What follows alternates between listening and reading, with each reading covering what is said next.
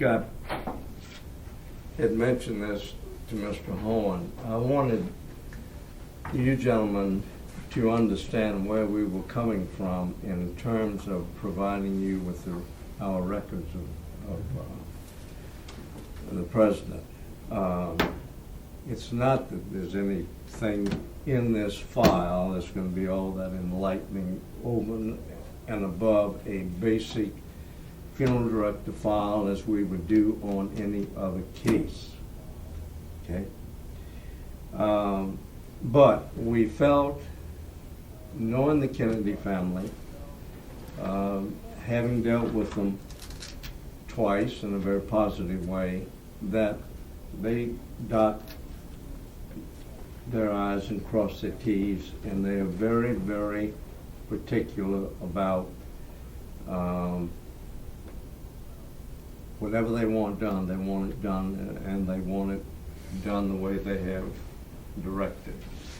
So we felt that it would be in our best interest to go ahead and let you subpoena the records, provide you copies of the records, and as I told Mr. Horn, here's the original file.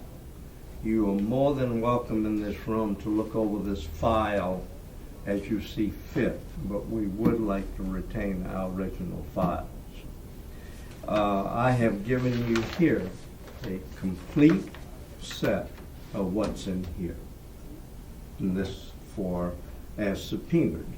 And I just wanted you to understand that. The reason being, we felt it would be in our best interest to have a subpoena, even though you had requested the file. We were not trying to be difficult about it. We just want that as a matter of record.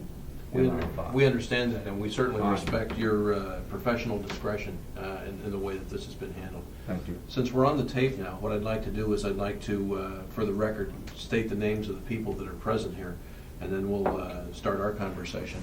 Okay. We're at the ARRB offices, and present for this conversation are Tom Samolak, David Marwell, Jeremy Gunn, and Douglas Horn. I'm Tim Ray of the ARRB staff. W-R-A-Y? W-R-A-Y, sir. I'm sorry. Okay. And let me begin just by asking you to state, so we can have it on tape, your full name. Joseph E. Hagan, H-A-G-A-N.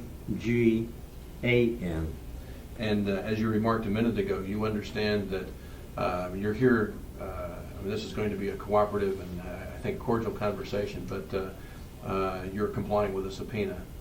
And you remarked about your concern for professional discretion, even under the circumstances of the subpoena. But you understand that we did present a subpoena. I understand that, and I understand the significance of our conversation. Yes, sir. If I could just add one thing, the date is May 17th, 1996. Oh, good. Sir, let me ask, as I remarked before we went on the tape, occasionally we're going to ask questions here. It's just simply for getting it established. Someone who reads the transcript later without any other knowledge, these sort of biographical items will be useful to them. I understand that. Sir, if you would state your occupation. I'm a licensed funeral director with Joseph Gola. Let me spell that for you, the firm name for record. G-A-W-L-E-R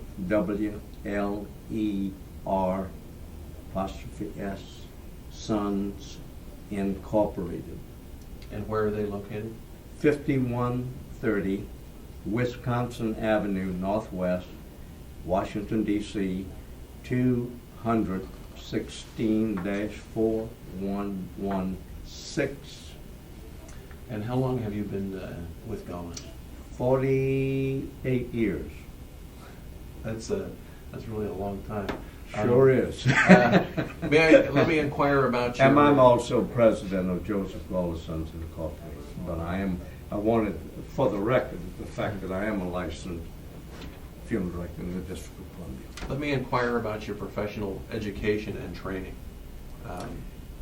Most of my professional education was School of Hard Knocks. When I came out of the Marine Corps in World War II, I served my internship in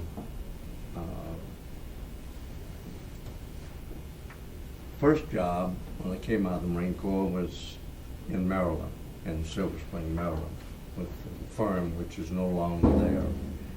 And I served my internship there, and I had, before getting out of the Marine Corps, had filled out and visited and had an interview with the Gawler family at that time about going to work for Gawler. I'd heard so many nice things about their international reputation and what have you. I thought, well, this would be a pretty nice place to work.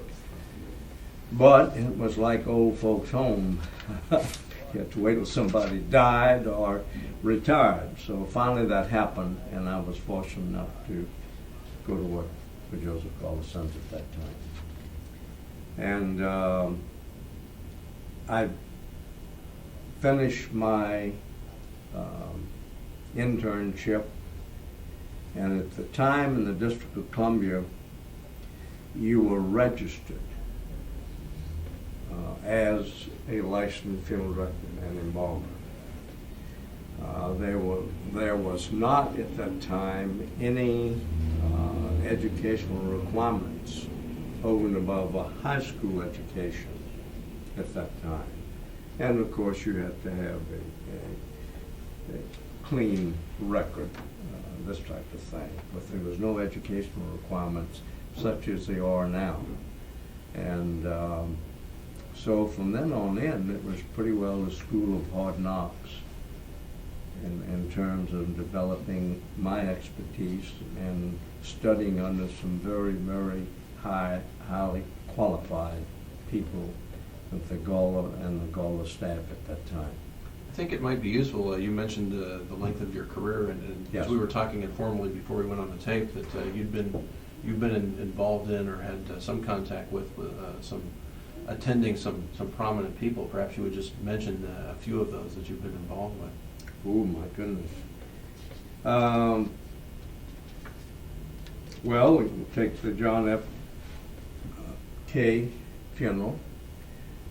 Just recently, Mrs. Onassis here in Washington, here at Arlington National Cemetery. J. Edgar Hoover, President Eisenhower, Mrs. Eisenhower. I'd have to refer to my notes. I can, if you want me to do that. No, sir. I just wanted to get a sense of. All right. And I would imagine that in the course of a career as long as yours has been, I mean, you've done probably tens of thousands of embalmings and been involved in a number of funerals. Yes. So Yes. what I wanted to establish here is just sort of your background. Yeah, because the Gawler firm will do 1,100 funerals a year. Runs from about 950 to 1,100. You know, the death rate varies, mortality rate varies from year to year. And here in Washington also, back at one time, Gawler, I guess when we first moved out on Pennsylvania Avenue, and probably around 1964, 65, we were doing probably 1,500 to 1,600 funerals a year. But due to the demographics and population change, that has come down. Well, the population, let me clarify that. The black population in the District of Columbia, most Afro-Americans will call an Afro-American funeral home. And I think there's probably about 40 some odd black funeral homes in the D.C. metropolitan area. Gawlers will probably maybe bury one or two black people a year. It doesn't have anything to do with discrimination. I think it has to do with the fact that the black people feel more comfortable in the environment in the black funeral home than probably the white funeral home and serving their needs. But due to that population change in Washington, this is the reason, for example, that our volume has come down to some degree. There's only 3 white funeral homes left in the District of Columbia, and that would be Gawler's, Duval, and Tacoma Funeral Home. Let me ask you this, on the staff of Gawler's, let's say today, first of all, how many people are embalmers? How large is the staff there? Probably right now, the staff at Gawler's is 32 people. That's inclusive of what I like to refer to as some part-time, full-time, part-time employees. We have some receptionists, for example. Some of those ladies have been with us 25 years.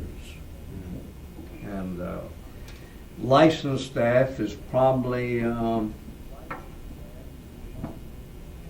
fully licensed staff. Would probably be,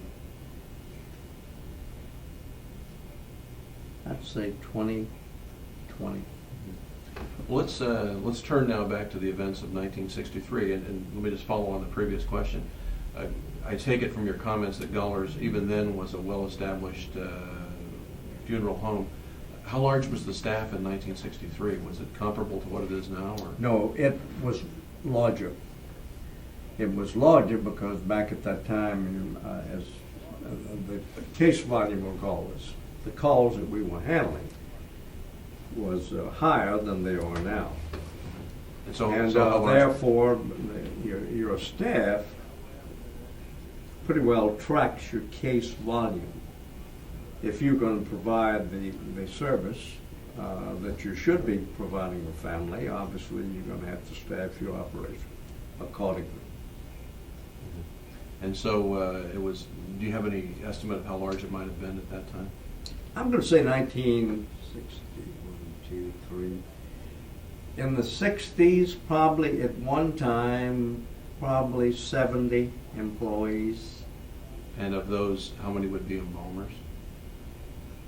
Probably 30, 35. Okay. Licensed funeral directors and embalmers. The reason I want to be definitive about that is because the licensed funeral director also, or the licensed embalmer. Now it's in most states it's all one license, and so that individual would perform both functions. He would embalm bodies, and he would direct funerals. An embalmer, usually operating in a funeral home, would not just simply embalm bodies and do nothing else. He would do both. Sir, let's turn to the events of 1963. Perhaps a good way to begin would be for you just to tell us how you learned about the assassination of President Kennedy, and then sort of the events as they unfolded after that. Do you recall how you heard of that he'd been shot? Yes, I heard that he had been shot. Probably the way most of us did at that time was television and radio. That was the first inkling that we had to know the president had been shot. And were you at work at that time or at home? Yes, I was. I was at work. And that was in the afternoon. And what happened then? I mean, perhaps the best way to approach this maybe would be just for you to tell the story here of how you were notified and so forth. We were notified probably at about 4:25 p.m. by the Military District of Washington, by Colonel Paul Miller, who at that time was Chief of Ceremonies and Special Events of the Military District of Washington. And then, as we always do on a very VIP or high-profile public figure, we would double-check that by calling MDW back, and to be sure that that was the case, because you do have cranks out there who play all kinds of little games. And even though we knew by radio and television that the president had been shot, we just wanted to be sure that, this call was real. And what information did Colonel Miller communicate to you? What was the nature of his request or the information? The nature of his request was that they wanted Gala to provide the necessary funeral services for President Kennedy. Secondly, that we were to have a hearse at Andrews Air Force Base, and at that time, and they would later confirm this, wheels down of Air Force One at around 6 p.m. Do you recall when you first talked with Colonel Miller, whether he indicated at that time where you would be taking the president's body? Would it be? There was, if I remember correctly, gentlemen, this is 33 years ago now. If I remember correctly,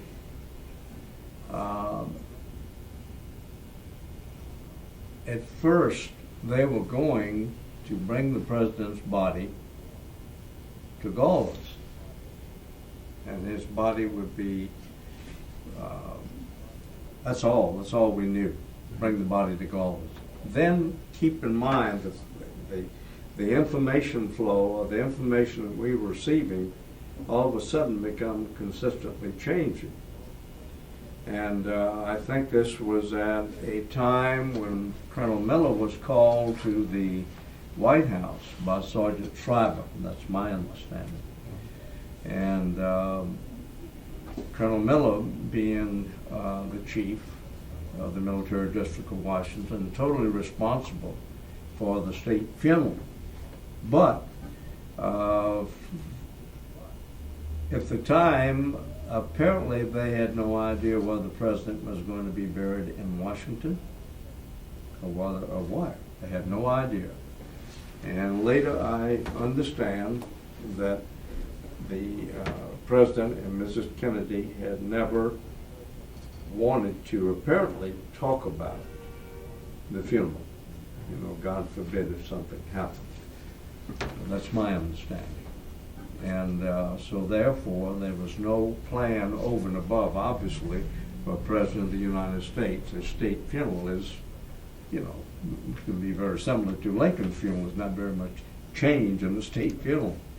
But the other, where the interment is to be and what the wishes are of the next of kin, all those things, of course, have to be considered and have to be discussed. And here's Mrs. Kennedy, in Dallas on Air Force One, and here they are up here trying to begin to put things together and not really having any idea of exactly what the wishes are of the Kennedy family. That's my understanding. So just to follow through on that with some continuity, all of a sudden the troops, honor guard troops, or what they call the death watch, began to show up at Gauls.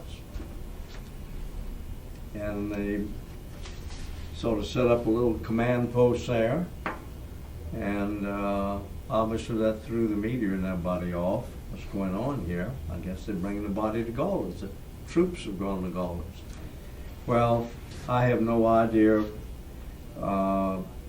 whether or not they thought that the body was going to come to Gauls, or whether they didn't, or whether they wanted to bring the troops there and maybe prepare them for something else. I can't answer that for you. That would have to be answered by Colonel Miller.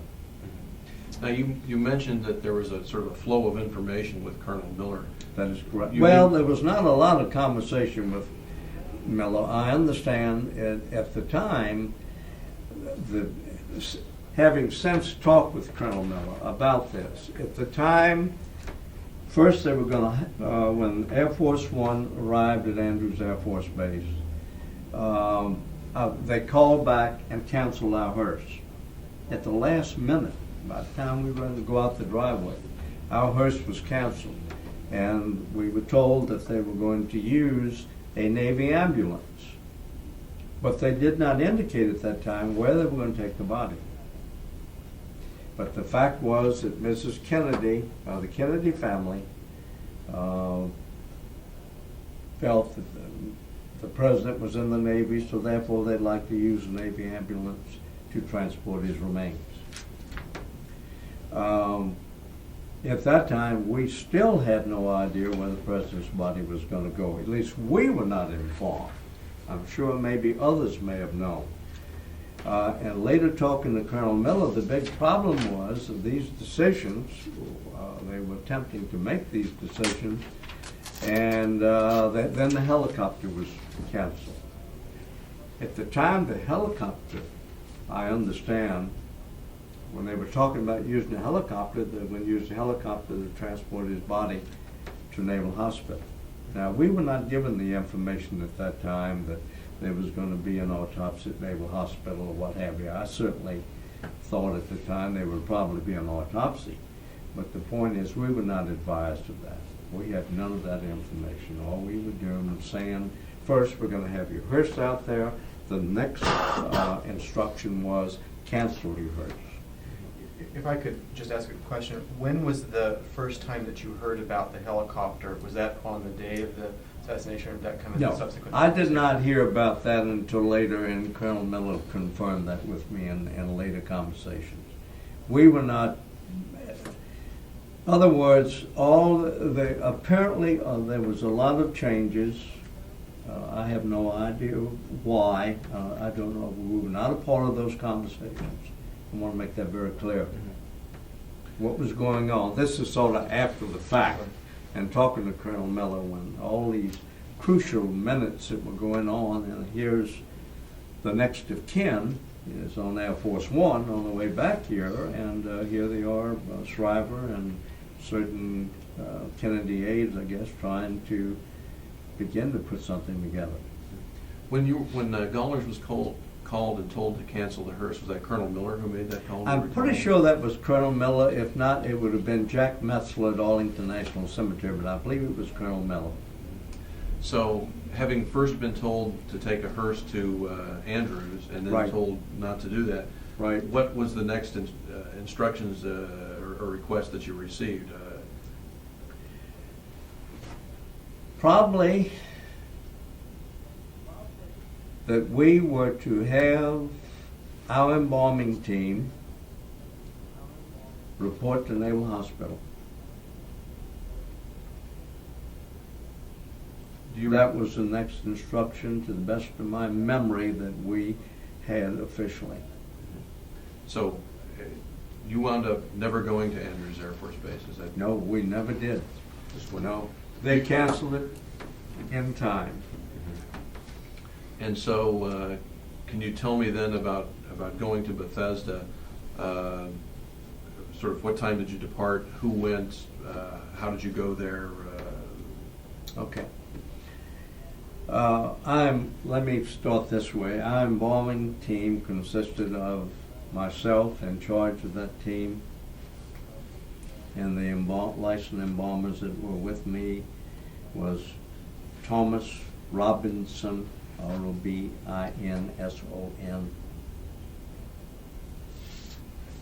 John Van Hoosen, and that's spelled capital V-A-N, capital H-O-E is an easy, S-E-N, and Edward Strobel, S-T-R-O-B-L-E.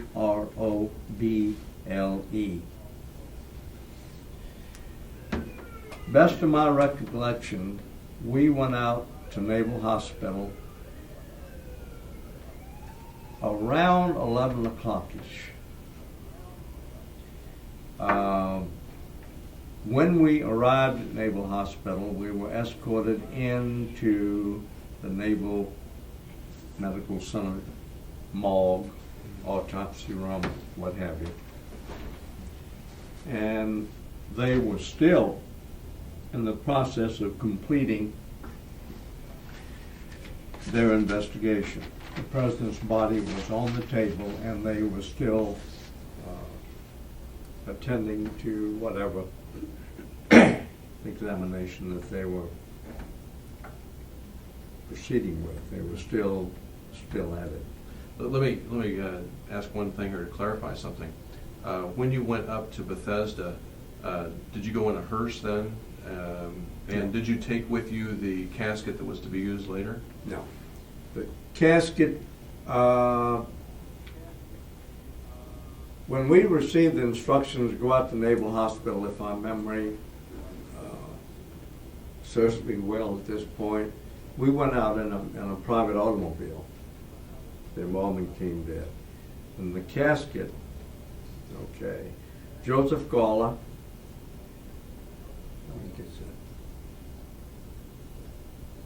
let me make a correction, please.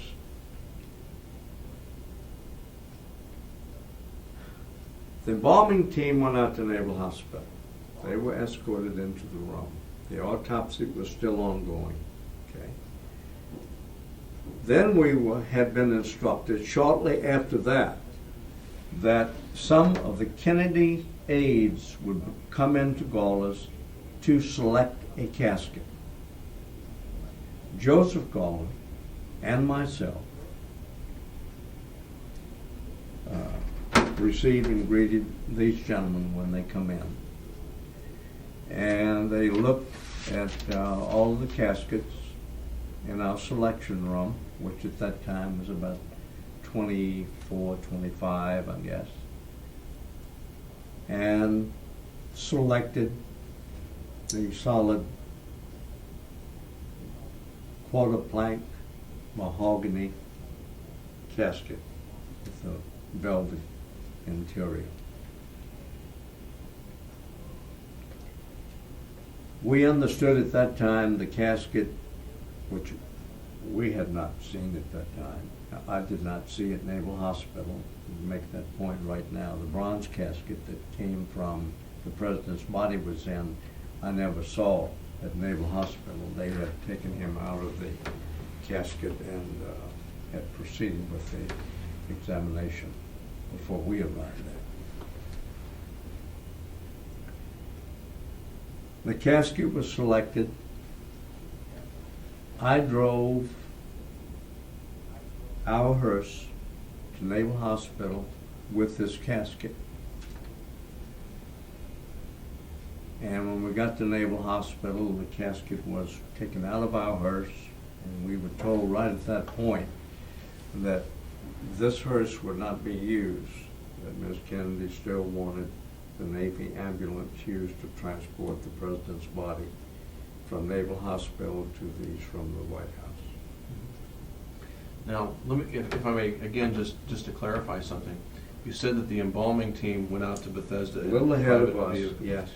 How long before you went out with the... Probably an hour. I'm going to say an hour, gentlemen. I don't distinctly remember the time frame. So But I'm going to say an hour. So they would have arrived there... Around, the embalming team, I think around, I'm going to say around midnight. Okay. And then you A were... little before, it would have been probably after 11 o'clock to the best of my knowledge. And what time did you arrive, approximately? Oh, boy. I'm going to say shortly after midnight, Okay. 12:30ish or something like that. I don't think there's anything in here that is indicative of the exact time we went out there. As soon as the casket selection was made by these gentlemen, they did not take that long to do it. We took off. When you drove the casket out there, where did you bring it at Bethesda? Did you to the front, to the back? Do you recall? Well, we brought it right to, there's a loading dock right near the morgue entrance. And we brought it right to this loading dock, and of course we've been directed by the Secret Service where to bring it and this type of thing, security people, and it was both there and taken out, and then we parked our hearse way out of the way. When you say the Secret Service and security people told you where to take it, you mean on your arrival at Bethesda, they directed you where to go? Or That is correct. previously they told you? No, before you I think departed? when we arrived there, we were told that security would tell us where to go or words to that effect. And so when we got there, we were directed to the platform there at the morgue. Do you recall any of the people that met you when you arrived there? Did No, you I recognize don't. anyone from I really MDW don't. or anything like that?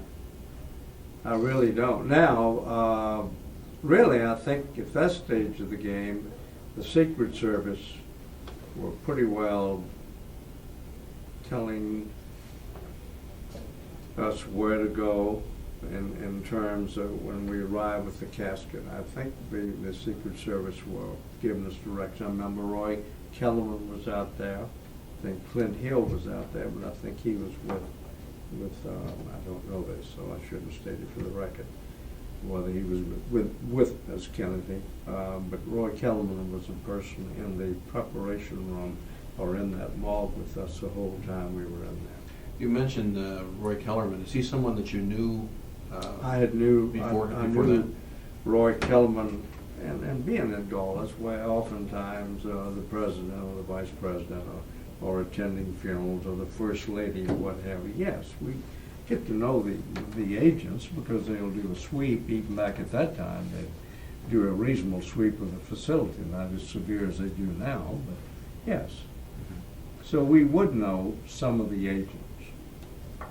Not personally, we just know them by name and they identify themselves when they come in.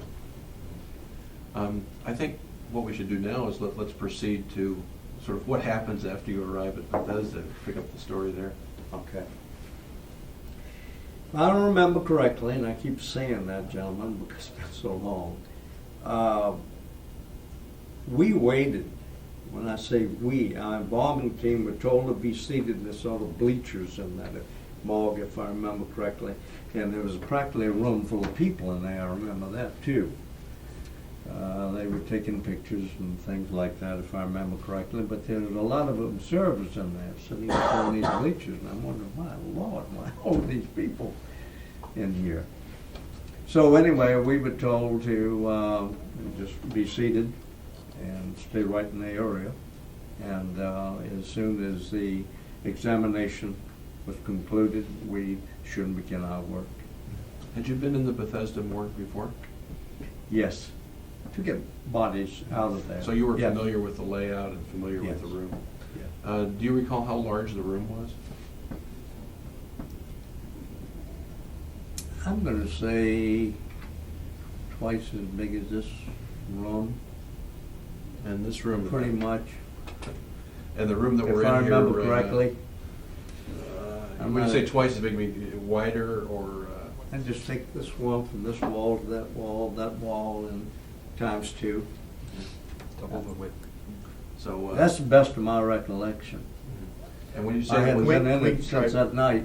We'll Let's try have an to- approximate Yeah, we'll have dimension, to- which I would say this room is approximately 15 width, 30 inches, or 30 feet in length. So Yeah. this is 30 something by- like 30 by 60 for the Bethesda morgue, Yeah. approximately. That's really guessing. I haven't been in that room since that night. When you say it was crowded with people, do you have an estimate of how many people might have been in there and all? Don't like to do that, but I don't know. I'd say with the people who seem to be involved with the examination, doctors, security, and whomever these people were, I guess there must have been 25 people in there, if my memory serves me correctly. Keep in mind, I'm not paying any attention to all these things. You mentioned Mr. Kellerman. Was he present in the He autopsy? stayed in the autopsy room. In fact, no one got in the door unless Mr. Kellerman opened it. That's about the size of that. Do you recall recognizing anyone else who was there? Not really. Um, I did not. Of this, were some of them military people, you recall? Yes, I think some of them were military people in uniform. There were some uniformed people, to the best of my recollection, in that room. But no way in the world could I identify them. Okay. I couldn't identify them then or now. Maybe, let's go back to the story here. Perhaps you could just sort of describe the atmosphere. Was it noisy? Was it quiet? Was it confusing with people coming and going? How would you characterize the atmosphere? It was tense. Keep in mind,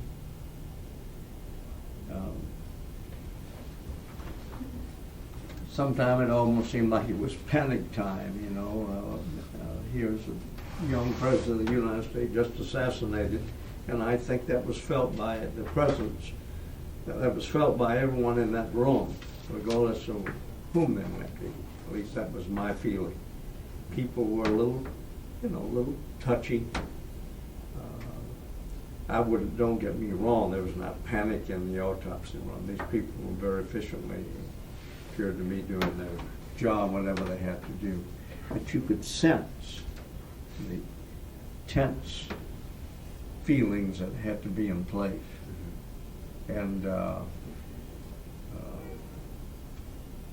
I guess a lot of it apparently had to do with the fact of, the President of the United States has been shot, and God knows what else is going to happen. I don't know. But I had that's no question in my mind, something that I think all of my people, we talked about it later, those minutes and hours spent in that preparation room under that pressure, because we were anticipating what we had to do. And when we come into that room, and when they were doing the autopsy, and we could see how much damage had been done to the head of the president, and knowing very well that we were going to have to, we had our work cut out for us, I'll leave it that way. Yes, sir. In the course of your career, had you observed many autopsies before that time? Yes, not a lot, because most autopsies are done in a hospital or an institutional environment, opposed to, doing them in a funeral home. But ever so often, I have seen autopsies done in galas where they've been ordered a private autopsy by a family who were not satisfied, maybe with cause of death and this type of thing. So, yes, I've witnessed autopsies. And I've been in, when we go in to remove a body from a morgue or the medical examiner's office, yes, we'd see them doing their postmortem work. So it's reasonable to say then that you had seen autopsies performed, and as well you had seen bodies that had autopsies performed on them more or less regularly. Yes. Oh, yeah. Because a high percentage of bodies that we receive then and today have been autopsied. Not by a medical examiner order, but the fact of the hospitals will ask, when someone dies, is that they will ask for an autopsy and state the reasons why they like to have it, which is simply medical research. Sure. So therefore, a high percentage of institutional deaths have been autopsied. We're going to ask you a little bit more about the condition of the president's body and his wounds and so forth a little bit later. I'm going to save that because okay. we'll want to discuss that in some detail. But let's return to the autopsy as it was being performed there in the atmosphere in the room. You mentioned a moment ago that people were taking, or that you saw photographs being taken. Do you recall, I know this may be a difficult question, do you recall how many people were taking photographs? No, I don't. I really don't. Do you recall any special photographic apparatus they might have had? No. Any lights or anything like that? No, I just vaguely remember that there were some pictures being taken. Okay. Did you observe any X-rays being taken. Do you recall whether that occurred while you were there? I did not. Now, keep in mind that the other embalmers were in the room longer than I was, and because when I got on the scene, they was just about ready for us to begin work when I brought the casket out. So they would have probably, they definitely saw some of the autopsy procedures and what was going on in there prior to my arrival, is the point I'm trying to make. They were in there a little longer than I was. Did you know someone named Bob Knudsen? He would have been the White House photographer. Did you know him then? Or No, later? I did not know Mr. Knudsen. Okay. Let me ask you to recollect as much as you can. And as I said, we're going to ask in greater detail about the nature of the president's wounds later. Okay. Just now, sort of, at what stage of the autopsy were they in when you arrived, and sort of what do you recall about what they were doing? Really, when I got in there, they were just about finished up and cleaning up, so to speak. Because after an autopsy, obviously, there's a lot of washing and cleaning, cleaning the body parts off, this type of thing. Do you recall any conversation that the prosectors that you might have overheard, anything they were talking about, or anything else about? No, definitely no. When you say they were pretty much finished up and When I arrived. when you arrived, Yeah. what was the general state of the president's body then? I mean, Well, I could tell that it was what we refer to as a full pose. There was a thoracic abdominal, he was open. And the cranial, his head was still open. had the president's brain been removed? Oh, yes. Did you see the president's brain there? Did they have it? No, I did not you see didn't the know where it was? president's brain. No, indeed.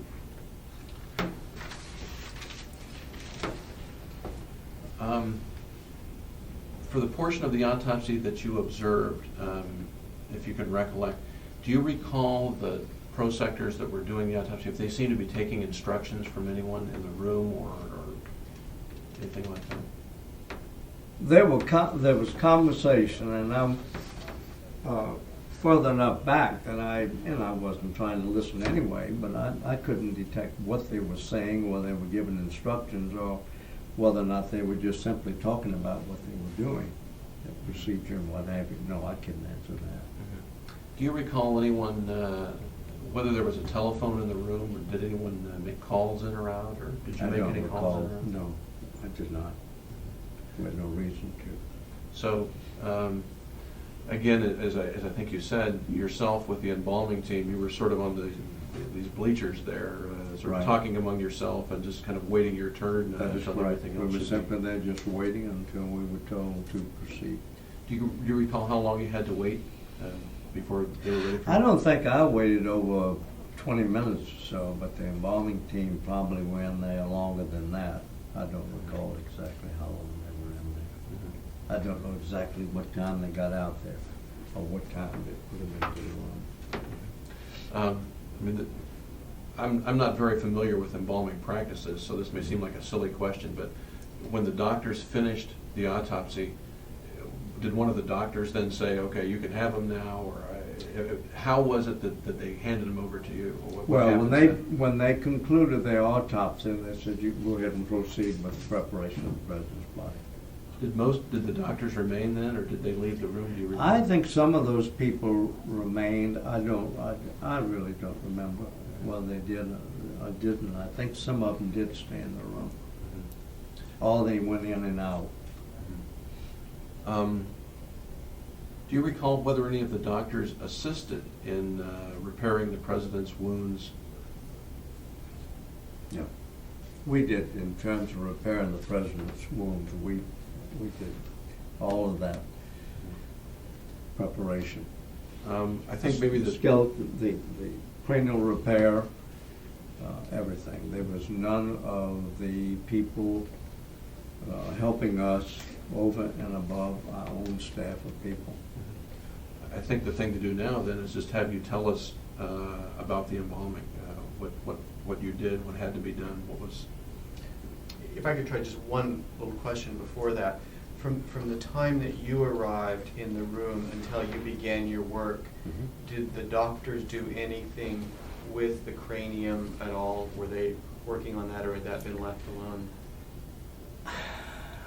Well, when you say working on the cranium, you got to keep in mind that the cavity is of the president's thoracic area and his abdominal area. That's all open, okay? And of course, the head's on a head block, and this area back here, where the wounds were, and where the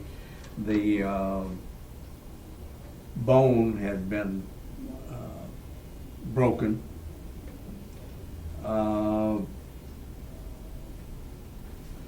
This, best of my recollection, was totally open. If I can just say for the record that you're pointing to the part of your head that is in the very Best of back my of the recollection. head, so not towards the top, but No. if the My, president, go ahead, I'm sorry. if the president were standing straight up, just to describe this, this would be behind the ears and back, Yeah. not towards the top of the No, head. the frontal bone was pretty much intact. There was no, if my memory serves me correctly, we did not have to be concerned about the frontal bone area. The damage, our concerns were, say, about from this point of his hairline back. When you say from this point, you're indicating a point Well, just above the best forehead. of my recollection, I'm trying to say this, probably right in this area. So that would be roughly at the beginning of the hairline Pretty towards the much. front, so right above the forehead. And then how far back did the wound go? Here's a big problem we had with the wounds. And I've been asked this question before. And I don't like to make a statement when I am not, I feel, qualified to make a statement. I'm not a ballistic expert. Our sole responsibility in that room that evening was to prepare the body of the President of the United States for possible viewing, or to lie in state, and for final disposition. The experts who could, and I know you gentlemen are all familiar with this, who can relate to how many shots were fired, how many holes, the trajectory, all of these things, keeping in mind that you had a full postmortem examination. And as far as whether or not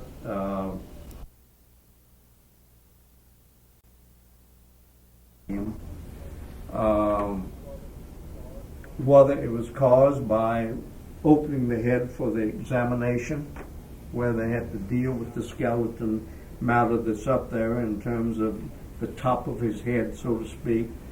I cannot intelligently, and I would not want to say whether or not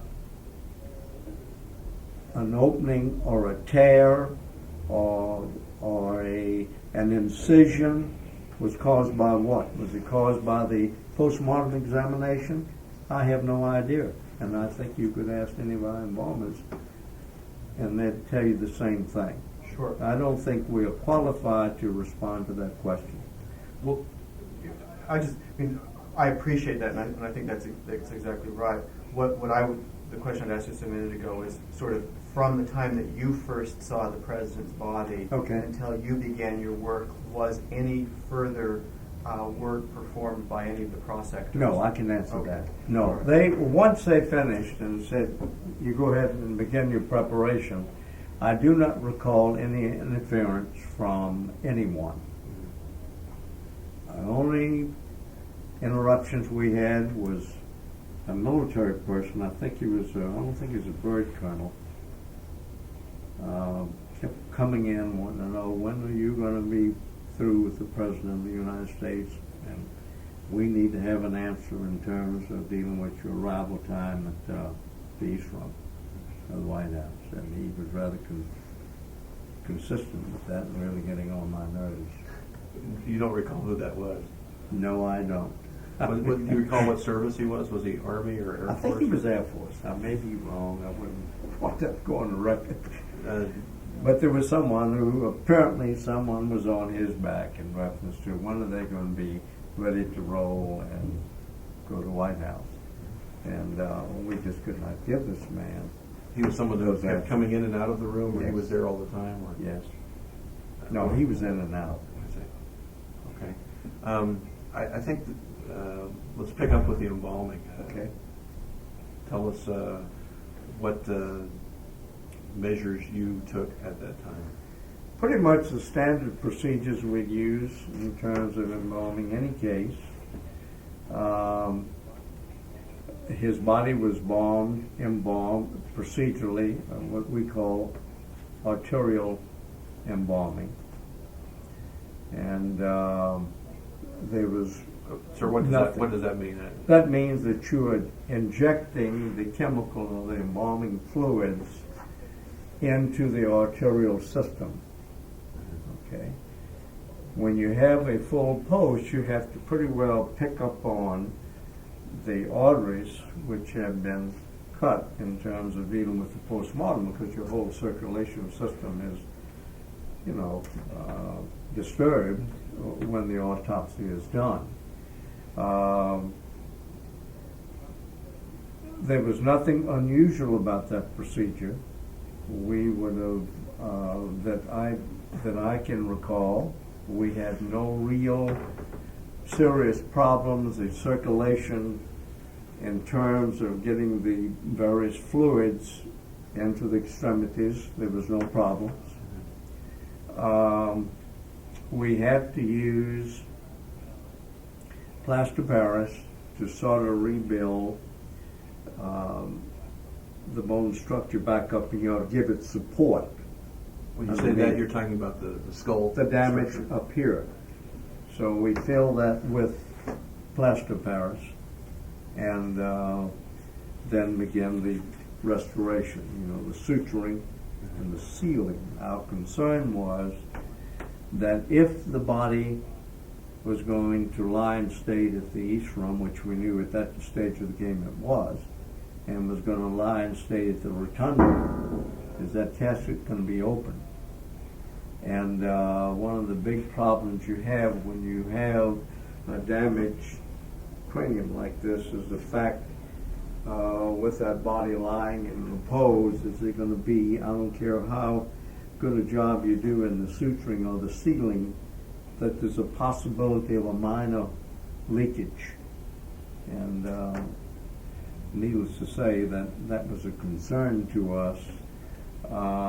My God, here's, if you have the calling at the White House, which of course we knew would be restricted calling, but you can lie in state at the Rotunda, and if a decision had been made to open the casket, God forbid, we had some leakage which would penetrate the pillow and obviously could be seen, and we were quite concerned about that. Even though I knew I had professionals with me that could do everything in the world possible to avoid such a situation, there was a possibility that could happen, and we did have some sincere concerns about it. I just want a clarification. At that time, Mr. Hagan, were you the supervisor of this embalming Yes. team? Yes. They didn't need much supervising, but I was the person in charge of it. We had very, very capable staff of embalmers. Sorry. When you said that they packed plaster of Paris in the skull and then tried to Just suture to it closed. support the bone structure Mhm. from the damage of the autopsy itself, and also from whatever the gunshot wounds had caused. Again, I realize that I'm acknowledging my own ignorance about this. When you put the plaster of Paris in, does it have any stiffening material? Yeah, it sets. Mhm. You got to work rather fast with it, and it sets up. And then that gives support, total support. And then you would then pull the flesh and then begin to suture.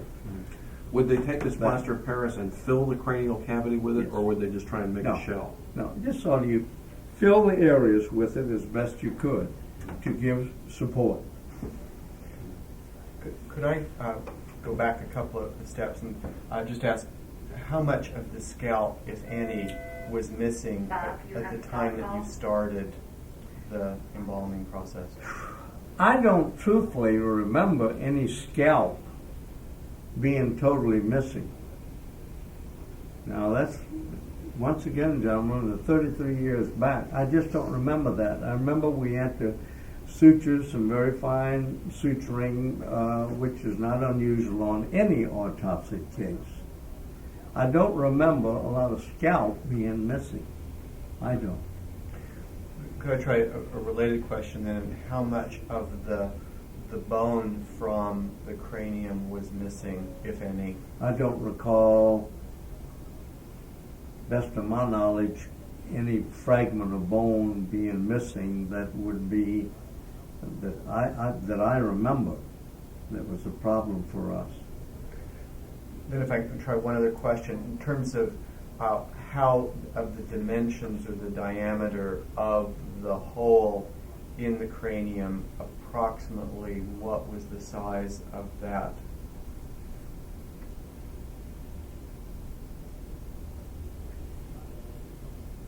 The size, what are you talking about, the size of? Of the hole in the head? And where was the hole as best you can describe it? The best of my recollection, if my memory serves me correctly, I'm going to say right about like in this area. I may be very wrong. You're pointing to the Left back in this area. left rear portion of the skull, Yes. behind, above and behind the left ear. Best of my recollection. And could you say, let me ask you this question, I mean, could you put your fist in the hole, or was it larger than that? Or Well, smaller? keep in mind, this is open now. This is, when we saw the president's body, all of this is totally open. When you say that, you're Right. indicating the entire back of the That head. is correct. In other words, they had did the postmortem examination, I guess, and examined all of this area, and all of the bone matter and tissue and everything else, because I assume that was the prime focus, is to find the extent of the damage and what did what. What I'm trying to say to you, which was difficult for me to answer, is when they do a postmortem examination, I have no idea what tissue they disturbed or what bone matter they disturbed, opposed to what damage was caused by the projectile itself when it hit the president's head. Yes, sir. See, we didn't know that. You got to keep in mind that they had been in there digging around and doing what they had to do to, I would assume, try and find as many answers as they could in reference to the what caused what. So I'm not trying to avoid your question. I just don't want to go on the record as saying that yes, this is exactly, and here this bone matter was missing here or there. I don't recall a lot of the bone matter being missing. Sir, let me ask you this. Do you recall whether anyone took photographs during the embalming? I don't think they did. They may have. We were so damn busy, I guess, we wasn't paying attention if they were. Apart from If they buried, they could have. I don't know that. I can't answer that for you. apart from the wound to the president's head and the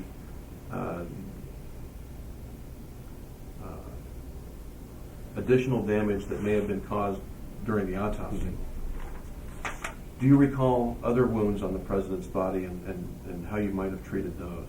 No, I remember we closed, which I guess maybe could have been a tracheotomy. I don't know, down in this area. I was just simply suturing that up. When you say in this area, you're I'm pointing to assuming that was a tracheotomy. yeah, you're pointing to the front of your throat, Right. but just below the knot of your neck. I don't know. Do you recall a wound on the posterior of the president's thorax, on his back somewhere, or on his neck? They could have been. Do you recall during the embalming whether you had occasion to turn the president's body over? No, we didn't, but his body had been turned over in our presence. I remember that, why his body was turned all the way over, and they were examining even the short time that I was in there. When you say that, that was during the autopsy. That is correct. During the autopsy, once we started our work, we were not interfered with in any way, to the best of my recollection, by any of the people who had performed the autopsy. During the portion of the autopsy that you saw where they had rolled the president's body, do you I recall what they didn't were have looking at, or?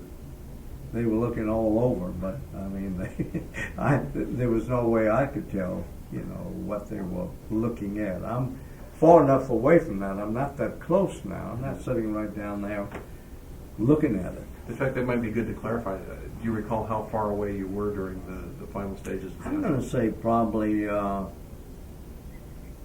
where this gentleman is. So that's a distance of maybe not a little 15, better. 12 to 15 feet, something Yeah. like that. Okay. Best of my recollection. And setting up a little bit on those, if I remember, they were bleachers, more or less. Bleachers, not little. Do you recall, again, this is backing up to the final stages of the autopsy, Okay. do you recall the prosectors using any kind of a probe or anything like that to investigate wounds to the body? I don't. No, they may have used them before we were there. I just don't recall them using. I wasn't paying any attention to what they were using. They were very, very busy people doing what they had to do. And sometime, there was certainly more than one person around the president's body.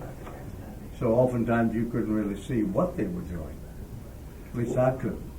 Let's go back to the embalming. How long did the embalming process, the embalming and preparation of the body, how long did that process We take? started after midnight, and at about right around 4 o'clock-ish, we had finished. Now keep in mind, the embalming process itself probably was finished about 3 o'clock-ish, the actual chemical embalming of his body. Then we had to start with the cosmetics, which took some time. What sort of cosmetic preparation was done? So nothing unusual. Keep in mind, there was not, best of my recollection, any damage of any kind on the president's face. Over and above, there's a certain amount of trauma that goes on when they were examining his body and what have you. But we had no problems whatsoever. There was no damage to the front of the president's face, to the best of my recollection. So it was really the basic type of cosmetics that we would do with any other case. There was nothing unusual about that. Nothing had to be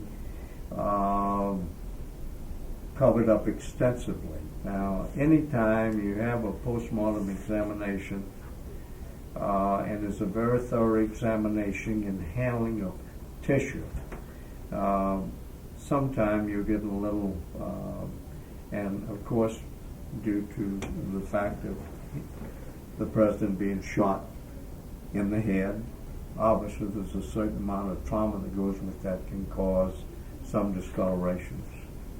And of course, when I guess at the hospital in Falkland, like any other emergency room, there's some very rapid fire procedures that probably took place there, and in terms of handling the president's head, the fact of that apparently is where the injuries were. So sometimes we have to use a little heavier cosmetic due to tissue bruises, discolorations. When you say that normal cosmetics, that's like powder or? No, it's a cream-based cosmetic, and then for the lips we have various tints and what have you.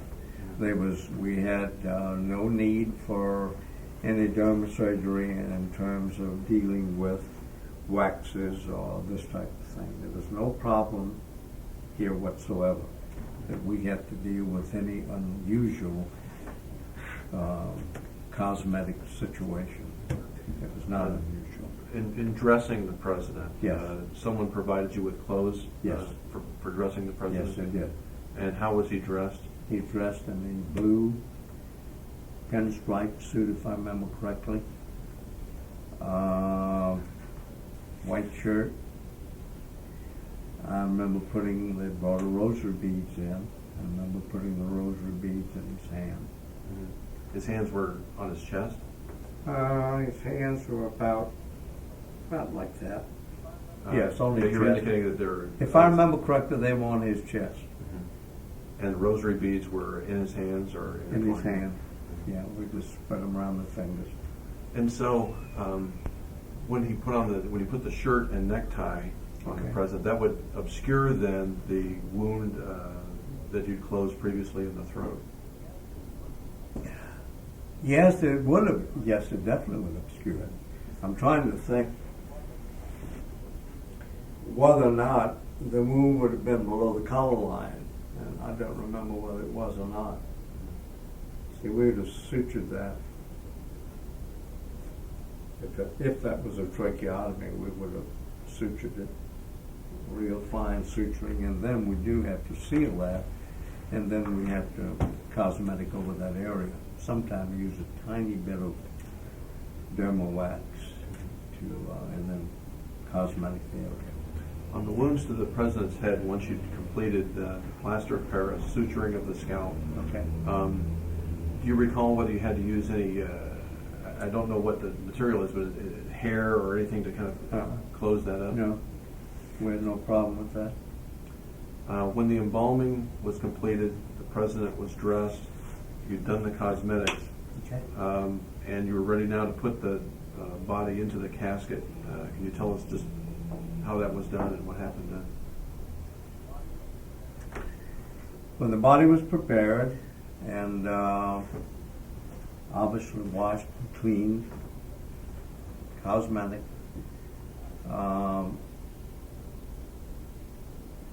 dressed, and we just simply, the casket was rolled in to that room, and then we just transferred his body, put it in the casket, properly positioned it because we knew it was going to have to be transported from point A to point B.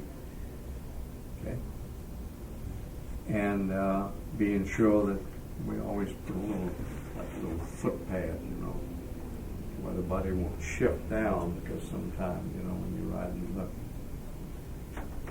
just like air shipments, we have to be very careful to position that body firmly in the casket, and it could cause some real problems.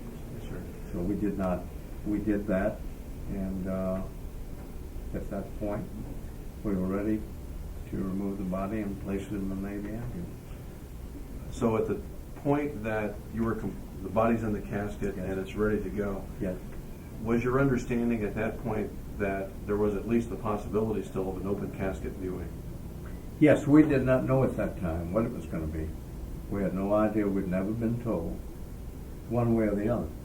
We had not. Now, maybe other people knew, but we had not been told. And in your judgment, at the point at which the president was placed in the casket and your work was finished, you thought that it was suitable for viewing. Yes, it definitely was suitable for viewing. Was there any kind of I just want to clarify something here. Okay. Was there any kind of wrapping or external cloth or towel or bandages or anything on the president's head inside Nope. the casket? Was not. When you said there was a velvet lining inside the casket, was that a white velvet or? No, sort of, if I remember correctly, in that particular casket is sort of it was a, what the hell I call that? I'm trying to say mauve or rose type color to it. Okay. When the body was placed in the casket and it was ready to go inside the back in the ambulance, Right. you saw the casket closed.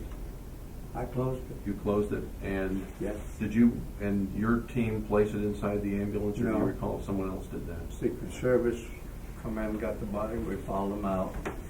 And I'm pretty sure, I don't know whether it could have been someone else assisted them in lifting it. But I remember Kellerman and somebody else, I don't know who the other agent, if I remember correctly, they wanted to handle the chief, so they did. And I remember Ms. Kennedy had been brought down at that stage of the game.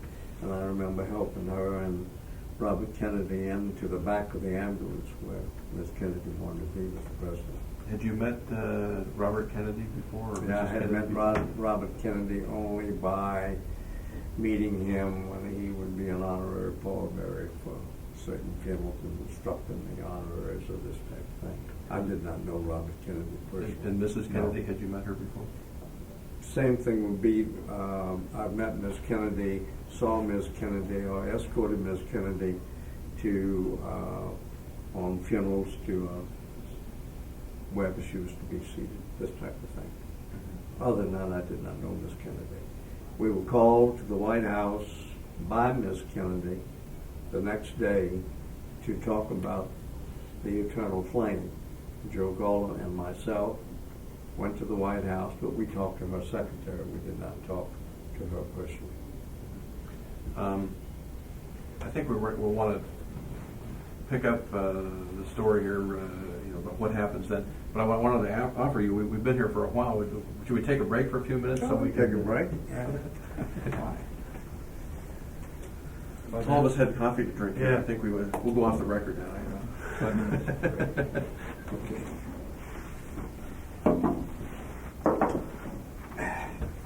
Would be any different from any other funeral service file that we have, you know. When we start the tape roll, No. we'd like to ask you about that. We'll wait for I was not told. If one of my employees was told that, he never mentioned it. I was never told. That never come up. In fact, I don't think it's ever come up in a lot of these funerals that I've been involved in year after year. And I'm just telling Doug a little earlier that I got a telephone. I just came back from a business trip, and there's France 3 television. And so I called. They want to talk about the Hoover funeral. It's J. Edgar Hoover. Yeah, they're doing a documentary on the Hoover funeral. France 3 television. France. Well, of course, you're talking about France, a country that thinks Jerry Lewis is the... There's no accounting for French taste, Sir, if we're ready, I think we'll go back on the record now. Is the tape rolling? Yes. Okay. Sir, before we turned the tape off, we were talking about the closing of the casket, the loading of the casket in the ambulance. Yeah. When that was finished, then did you have anything else to do there, or it was did you go back No, to? we had nothing else to do there except get our gear together and get out. And that's what we did. Now, you mentioned that the next day you were contacted to come to the White House. Do you recall who called or how you received that information? Mrs. Kennedy's office called, if my memory serves me correctly, and wanted us to come down and talk about the eternal flame and eternal flame. And so we responded to that request, and Joseph Call and myself went down. Well, we talked to her secretary, and I don't recall her name right now. And Mrs. Kennedy wanted her to ask us, did we know of any cemetery or any place that they have an eternal flame? Well, the first one come to mind was the American Cemetery in France, which does have the eternal flame, so we mentioned that. And I believe there's one in Gettysburg also, but I didn't recall it at the time. And that was about the extent of the conversation. Fine, thank you. Bye. At that conversation, did they make it clear whether or not there was going to be a funeral at were they talking about Arlington, or had they made up their mind yet? Was that No, clear? she did not, if my memory serves me correctly, indicate that. The decision, I understand, to go to Arlington National Cemetery, as you gentlemen probably know, was made during that first night, later on that first night. In my conversations with Paul Miller, he was referring to, trying to get the family and to make these decisions. To To what extent did Gallers have any involvement in the funeral itself as opposed to the preparation of the body? When there is let me answer it this way, when you have a state funeral, let's say here in Washington, D.C., opposed to, say, President Nixon's funeral at Rose Hill in California, okay. The Director of Ceremonies and Special Events, the Military District of Washington, has the responsibility, you might say he's pretty well the architect, I guess may be a word to use, in getting all these forces together, your ceremonial troops, all the logistics involved in terms of all these sequence of events, say of the Kennedy funeral, to get the troops where they're supposed to be at the time they're supposed to be there. They pretty well control every facet of that funeral. The funeral director would provide the transportation, for the most part. He has nothing to do with the ceremonies, and there's no need. Why should he? In the Kennedy funeral, I think there were right close to 7,000 military troops used. 7,000 military, including the reserves and the National Guard and what have you. There's over 6,000, if I remember. Totally under the management of the Director of Ceremonies and Special Events. And the state funeral itself lends itself to being primarily a military ceremony for the Commander-in-Chief. So the funeral director's role, for example, if you're providing a hearse, keep in mind we did not provide a hearse. The only time Gall's hearse was used when we took that casket to Naval Hospital. The caisson was used to transport his remains and the Navy ambulance. That was it. So it would seem then, since they were not using Gallers transportation, and the other aspects of arranging the funeral and planning it and so forth. Arranging of the funeral per se, the conversation, my understanding is, and I don't like to comment on things I'm not involved in, but apparently, now the casket selection, that could have been done by Mrs. Kennedy, and I think we would all know certainly, I don't think Ms. Kennedy was certainly in a frame of mind to be selecting caskets. When they found out that the bronze casket was damaged, okay, and the decision was that then I understand this is second-hand information. Maybe I shouldn't even comment. But the fact is that I don't think she wanted to see that bronze casket again either. You know, keep in mind, I guess she was at Falkland Hospital when the casket was brought out there from O'Neill Funeral Home, and she had to look at it, and I guess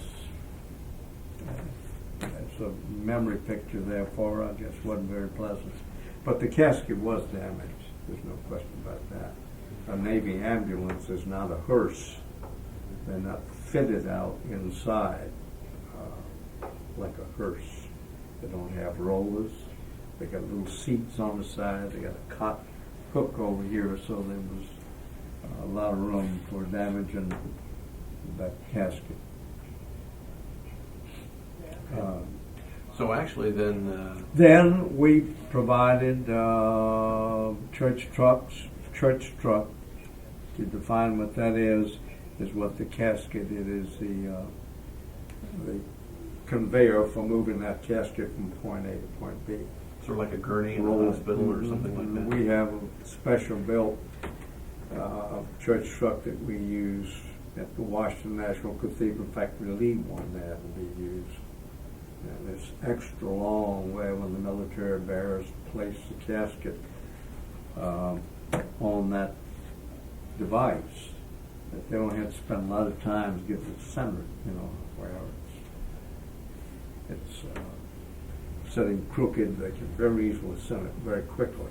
where the average church truck that funeral directors use, you gotta get on your knees and piddle a little bit to get it centered, because you gotta be very careful. It's if it's not balanced, it's gonna tip over. We provided the church trucks. We went to the meetings, a lot of the meetings involving security, in terms of when you review the site plan, when you're supposed to be here at red 4, you'd be at red 4, and the time frame, all of these things, if we are involved in a part of it, that we know what's going on, and we know what our responsibilities are, and we know what they aren't, and we know when to stay the hell out of the way and when we should participate. And in the case of the Kennedy funeral, was there much participation, or was No. it mostly stay out of the way? Mostly stay out of the way. Did you attend the funeral? Yes. Could you tell us what happened? I mean, I don't mean describe the funeral, but what was your Well, we role had there? we actually, the funeral itself and the ceremony at, okay, let me walk you through it. When the preparation of the body was completed, okay, and the body was dressed, cosmetic, placed in the casket, okay, pretty well it amounted to step back. We got it. From then on, that point on, over and above the few things I mentioned to you, we provided these church trucks at the Capitol. I was right up at the Capitol steps. Keep in mind there's 37 steps that these military body bearers have to go up with that casket. And keeping it level, going up as best they could. And so we had they would carry that all the way in and place it on the Lincoln catafalque. That is a long haul. And we had the church trucks there just in case that these fellows were really pooped. And it would have been at the discretion, I think, of Lieutenant Byrd, who handled the body bearers, the casket team, they call it. It was at his discretion, and I remember being right there at the entrance where I could push that truck right out there real quick for him to put that casket on to avoid any possibility of a problem. So that would not have been the time and place to have some type of accident like that happen. Because all one of those boys would have to do is trip. Yes, sir. Could have a serious problem. We were consulted in reference to the Catholic equipment that was used in the East Room of the White House. And eventually Ms. Kennedy, when she got here, I understand, pretty well called those shots. And so really what little advice we provided, she knew exactly what she wanted, and that's what she used. You know, the silver crucifix was at the casket and the 4 candelabra, post-type candelabra, one on each corner, that type of thing. So over and above that, the state funeral is really, the whole show is not only the responsibility of the military district of Washington, but they carry it out. Could I ask one clarification point? Sure. You said that when you packed the body in the casket Yeah. at the Naval Hospital, that you used some support to keep it from shifting around. Would that support have been removed from the casket when it arrived at the White House? And if so, I'm sorry, what? would it have been removed from the casket? No, no, it's just something. See, those caskets are totally lined, this particular casket, with a velvet lining, and then underneath that, all around that, is like a cotton-like type of material that's very flexible and loose. So you just move it around to where, for example, right at the president's feet, between his feet and that end of the casket, you just move and push this stuff around till where it braces to keep him from sliding down and we did not want that body to move, primarily due to the fact that the less movement, the better off we'd be. But that's not unusual. That's no different from what we would do if, in any case. Was there some sort of, and again, this is my ignorance of mortuary procedures, is there some sort of legal requirement for a licensed mortician to attend at a public funeral or burial? Yes. A licensed funeral director embalmer is supposed to within any given jurisdiction. In other words, if you're a licensed funeral director in the District of Columbia, okay, if you go into Maryland, you're restricted as to what you can do.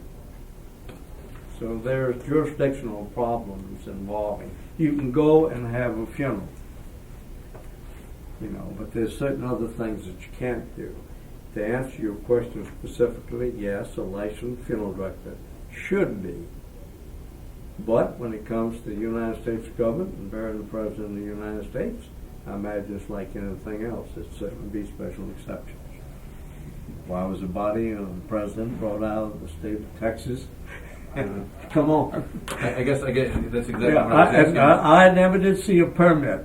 I was asking. Normally, if someone dies in Texas and the funeral director receives a body on this end, there has to be a permit or somebody's got a big problem. I never saw the papers. They may have been issued, and I'll guarantee you one thing: I certainly didn't ask for. And with respect to the funeral, was there? I guess what I'm asking, this is kind of one of these minor historical trivia points, but was there some sort of legal requirement that you or someone from Gallers be in attendance to sort of satisfy the law or something? That's a fine line, as far as I'm concerned. Yes, there is. A licensed funeral director in any jurisdiction is supposed to to embalm a body, to direct a funeral, and most jurisdictions to arrange a funeral is to be a licensed funeral director. Some of these codes would be a little different. Some states, you have to be licensed funeral director to embalm a body. Some states, you have to be a licensed funeral director to embalm a body and to direct the funeral. Some states, you do not have to be a licensed funeral director to arrange a funeral. That is, the family comes in and you do the financial endeavor and select the casket and what have you. So there's a variance in the code. You can't just cut and dry and say, this is the way it is throughout the country, because it doesn't work that way. It's just like the legal system doesn't work that way. Doctors, attorneys, what have you, different things they have to deal with in different jurisdictions in terms of dealing with the various codes that are in place. See, each state has a board of funeral directors and embalmers. It's a regulatory board. You have it right here in the District of Columbia. And there are a set of laws and provisions. The District of Columbia is probably one of the weakest there is in the country, as far as I'm concerned. The educational requirements are the weakest. Now they're going to have to do something about it. They're going to have to come up with at least a minimum of an associate degree to practice as a funeral director on embalmment. That's effective September 1. Let me back up to something here that you referred to, and I'd just like to make sure that this is clear. When the President's body was removed from Bethesda and placed in the mahogany casket, Okay. I understood you to say you never observed the bronze or the shipping casket. Not there, I didn't. We never saw it there at all. I didn't. But did you see it at some other time? Yeah, I saw it when it was delivered to Gallers with instructions to case it up, brace it good in a wood case, and GSA would pick it up. And they did. Do you recall when that was? It was a matter of not too long after the funeral. I don't remember when, to be honest with you. But it's a short time after the funeral was held. Maybe it's a couple of days, and it could have been a couple of weeks. I honest to God don't know, and we don't have a record of the time and date. You said that bronze casket had been damaged in some way? Yes, it had. What was the nature of the damage? If I remember correctly, it was the handles was the primary problem, had been damaged. And I think there was some, if I remember, there was some minor scratches on it. Do you recall anyone indicating how this had been, how the damage had been caused, or? My understanding is that it could have been damaged as they placed it in the Navy ambulance. If you remember correctly, and I know no more than you, I was not there. We were not at Andrews Air Force Base. But I recall, I know that Lieutenant Byrd's casket team was there, and they sort of, I remember they pushed them sort of aside, and Mr. Kennedy's aides and others, were going to get the casket into the Navy ambulance. I think it could have been damaged then, but I don't know that. I wasn't there. I was not at Naval Hospital. None of our people were at Naval Hospital early in that evening, so I can't account for what happened to the casket or how it was damaged. I really don't know that. When you say the casket, you said you prepared it then for some kind of storage or put some wooden... They container? told us to secure it and box it up and secure it. Mm-hmm. So we did that. We put it in a box years ago before all the sophisticated packaging came into place. Caskets, when you received it from the manufacturer, would be in a wood pine box about, half an inch to 3/4 thick pine box. That's the way they would come. And then back in those days when you shipped human remains by rail, they had to be encased in a wooden box with at least a minimum of 6 handles, 3 on each side. And that was the type of wooden case we used. So you didn't have to construct one? No, You just no. used one of the No. ones that... Used a one casket that- had been shipped and in just or like something. shipping overseas, a lot of foreign shipments we make for the embassies and what have you, they require that body be in a wood case. And exactly how many handles, most of them, you have to put either zinc, galvanized liner, and seal it by fire. Now the president's, that casket you're referring to, the bronze casket, was not sealed. That was just simply put in there. But where that casket is, you guys may know, but I don't know. To whom did you deliver? GSA picked it up on a government truck, if I remember correctly. They came to Gollers and... Yeah, they came there and picked it up. No, we didn't deliver it anywhere. I was looking over at my notes here. I neglected to ask you something at the beginning that Okay. before I turn some things over to Doug here. Okay. In 1963, what was your position at Gollers then? 63.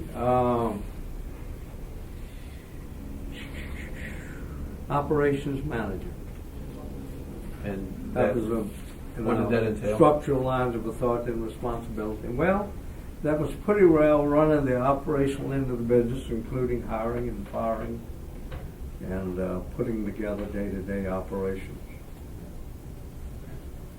What I'd like to do now is let Doug take over some questions. He's going to ask you All right. some questions about the nature of the president's wounds, as near as you can recall. Okay. In the course of sealing the president's head during the reconstruction, in addition to plaster of Paris, did you take any other steps to seal the head wound? We would use the same identical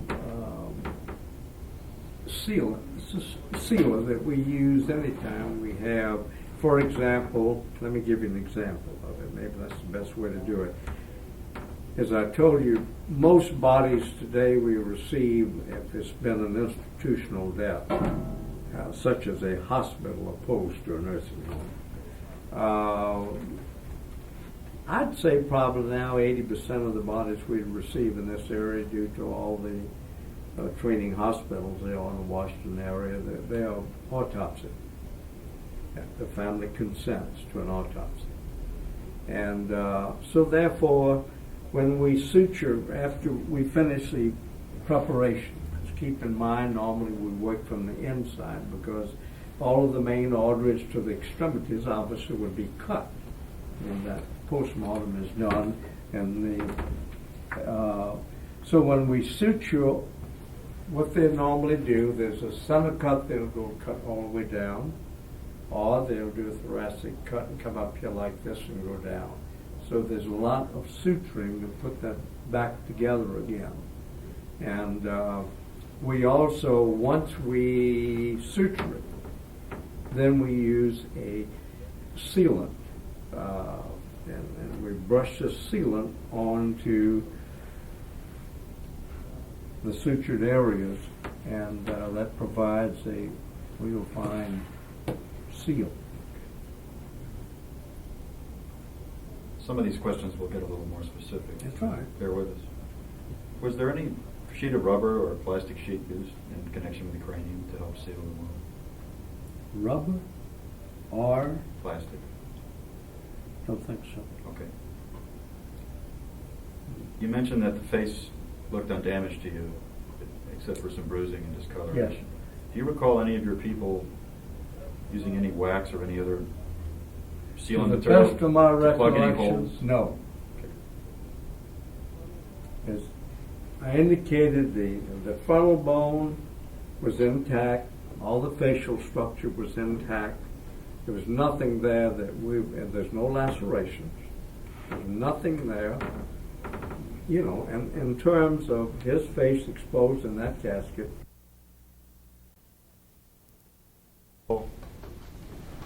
Whether the organs of the throat had been removed by the autopsy prosectors? I don't. When you had completed your work, you said that, I believe you said the president was prepared for an open casket viewing. Yes, If someone had because wanted we to. did not have any knowledge at that time Right. whether it was or wasn't going to be open. Was there any damage visible to the hair or the scalp, was it completely, was the No, appearance I of don't- it, what was the appearance of it? The I head? think, under the circumstances, that, no, there was no visible, I would say absolutely. There was nothing visible that would be a problem in terms, if you look at the head of the President of the United States, dressed, I mean, his body dressed and in that casket, that would be indicative of anything that had to do with the wounds that he sustained. That's the best way I can answer that for you. Yes, the cosmetics could have been a little bit heavier due to the fact we had to cover, you know, the discolorations that were present. And that's not unusual. But no, I don't know. That I'm very positive about. There's nothing there that when that casket was opened in the East Room for the family and whomever they designated to look at the president, there was nothing there that would be indicative of that there was any wounds of any kind, best of my knowledge. Yes, sir. I'm going to revisit two questions, just to make the record clear. While you were in the morgue, Mhm. including all of the embalming and all of the reconstruction, Mhm. do you recall any, let me rephrase that, from the time you started your work, Okay. do you recall any photographs or x-rays being taken? No. I don't recall any being taken. Now, there may have. You got to keep in mind when you're trying to concentrate on what in the hell you're doing, you know, sometimes what's going on around you could be something, there could be something happening, but best of my recollection, I don't recall seeing anyone taking pictures, but I was not, if they'd been taking them, they could have been taking pictures, and I didn't pay a bit of attention to what was going on around me. But I believe I also heard you say, correct me if I'm wrong, that when you first arrived, at the Prior very to end of the that. autopsy, there were some pictures. Prior to you- that, there was picture taking going on. I don't remember exactly when, but there was pictures being taken while, and according to my other guys there who were there, as I told you, longer than I was, there had been picture taking going on. Maybe I Now, should- what that was, I don't know. This is a total copy of everything that we have. Maybe I should let Mr. Gunn look at these. Okay, Mr. and now, Ray. here is the original records, and you gentlemen are more than welcome to look through them. Just please give them back to me in time. I'd like to show you two documents and just ask you a few questions. This may very well be in the set you just gave us. Have you seen this before, sir? I have seen this before, and it's not in, there's two things that before we put this in our vault, well, these records are now kept in a sealed vault, and I like to think this is probably an inside job to where this document, and we also had a receipt for that bronze casket when it was delivered to us, and I told you we cased it up, and GSA picked it up, okay? We had that receipt for that document, and no longer is it, these two things were not in there. But And for the record, I just handed Mr. fine. Hagan looks like a worksheet. This is a first call sheet. When we take a call, now the first call sheet now is a little different nomenclature than this, but basically it's the same information. What time the call was taken, who took it, all of these things. The embalmers, the casket that was used, the vault that was used. Do you recall seeing that before? Yes, Okay. I certainly do. And are your That's- initials on there? Probably. Yes, they are on here, and Jim Eaton's on here. Okay. Just so Yeah. I'm clear, the first call sheet, is that a form that is prepared by Gallers? Yes, this is a That's your Gulliver form. record. Okay. Yeah, I wish you'd give me a copy of You this. can have that one, sir. You can have Fine, it. I'll put it back in that file. Yes, sir. I think, I hate like hell to think one of our employees did this, but somebody took it out. So then I began putting these files in our vault, all the presidential files and Hoover and a few others to avoid somebody doing just this. The item that I've highlighted there, Yeah, okay. metal shipping casket. Do you recall whose handwriting that is? Or would it- I think this is my handwriting. Okay. uh, Body removed from metal shipping casket at U.S. Naval Hospital. Right. The reason I put that in there was the fact that it was removed out there, the body was removed out of that. When I say, now here's probably the question. Metal shipping casket, and I'm talking about the bronze casket. When we took, the instructions was, the fact is that the body was, we had found out, was in a metal casket. The body was shipped in a metal casket. Okay. At that stage of the game, I did not know it was a bronze casket. Okay. Okay? This leads me to just one follow-on question. When you were at Bethesda, Okay? you've already told us that you did not see the bronze skeleton. I did not see it. Did you see any casket of any kind out I there? saw no casket of any kind out there, and the only casket I saw was the casket that we delivered, which was the identified, here's the 710 mahogany. I never saw them. That doesn't mean they were not there. Right. I did not see them. Okay, you can keep it. That's yours. Thank you. Give me the record back. I'm now handing Mr. Hagan a memo dated March 19th, 1964. And I'd like to ask if you've ever seen that. There you go. Yes, I have. Okay. What do you remember See, that about was it? the other, well, that's exactly what I was talking about. And this was the document that was removed. Okay? Yes, sir. Would you like to keep that too? You can. I appreciate it. So you recall the pickup then by GSA? Very, yes, I do. Even though Jack signed it, or John Gall signed it. Okay. Yeah. There's three things that, I don't know whether you have that. They took these two documents, as I indicated, whoever did this, and I still think it's probably an employee. And we had the card was still in that bronze casket that identified the manufacturer's card the funeral director had left in there, identifying that bronze casket, which was come from the Texas Coffin Company. And that card was still still in the casket, you know. Whoever took his body out at Naval Hospital turned it in, and we had that in here. Those 3 items are missing from that file. These 2 And the card. in the card. Did you ever personally open the bronze casket and look inside? Yeah. What was inside? Yeah, we looked. The thing inside, and there was no, if I remember correctly, there was no stains or anything in the casket. Nothing. There was out of the nothing in ordinary. it, Okay. to the best of my knowledge.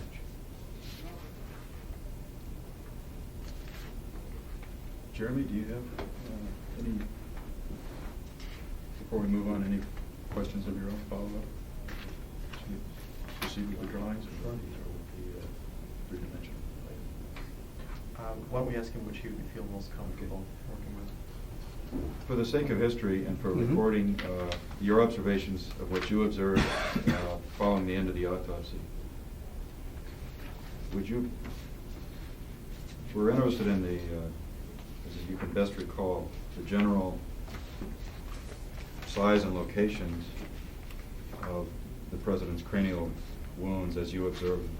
And we would like to ask you, would you be more comfortable marking up anatomical drawings like this or a three-dimensional model of a human cranium, if we were to ask you to do that? Just let me, if you Yes, mind, sir. if I look at these. Sure.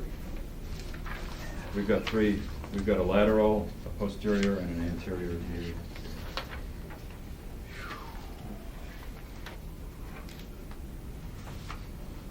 This is the skull from behind, right? Yes, sir, from behind. You also have a life-size model if you prefer.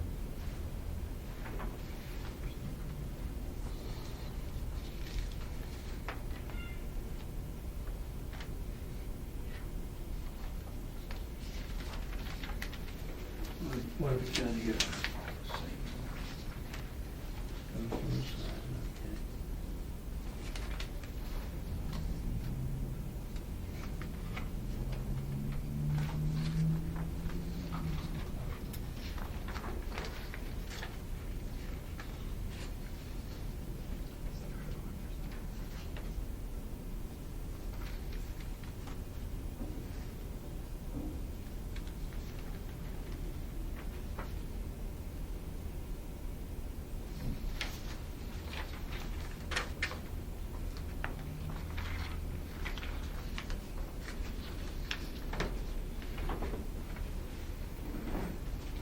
I guess I should show you the other choice. Really, sometimes a three-dimensional object is more useful for displaying three-dimensional events. It's up to you, sir. We have some marking pens. I am trying to say, if I took my hand right now, I'm trying to, gentlemen, this is the best of my recollection. Tom Robinson, who was our embalmer, who was right on top of the situation and for his handling all of this work, would probably be the best guy for us to ask and maybe help me refresh my memory. I'm trying to say that most of this is right about in here. Once again, I want to reemphasize, anytime a post-mortem examination is done, a cranial post, depending on what they're searching for, what they're looking for, there's very extensive, sometime we have a real problem, to be honest with you, in terms of sometime they'll cut the arterial system so short that we cannot get our injection arterial tubes up into the arterial system to preserve that particular part of the head. And I'm not hedging on you. I would be more than, glad to see if I can get hold of Tom Robinson. He's in somewheres in Kentucky now, and see if he could give a better answer. Tom did most of the repair, so to speak, if Okay. to use the word rather loosely, of getting his head back together type of thing. And see if his recollection would be a little better than mine. Okay. Again, we understand that what you saw was different from the way that President Kennedy looked when he came in, and we're not even. Oh, sure, I thinking of it, understand. But we just wanted to I know what it was understand. like at the conclusion of the Well, I autopsy. think probably he could answer that question. If you don't mind, I'll be more than glad to try and reach him and have him contact you, if you Sure, wish. that- we would And talk, appreciate let that. him talk to Yeah. you directly. I would appreciate that. And because he put together whatever was damaged, Tommy would have did most of the basic repair. Okay.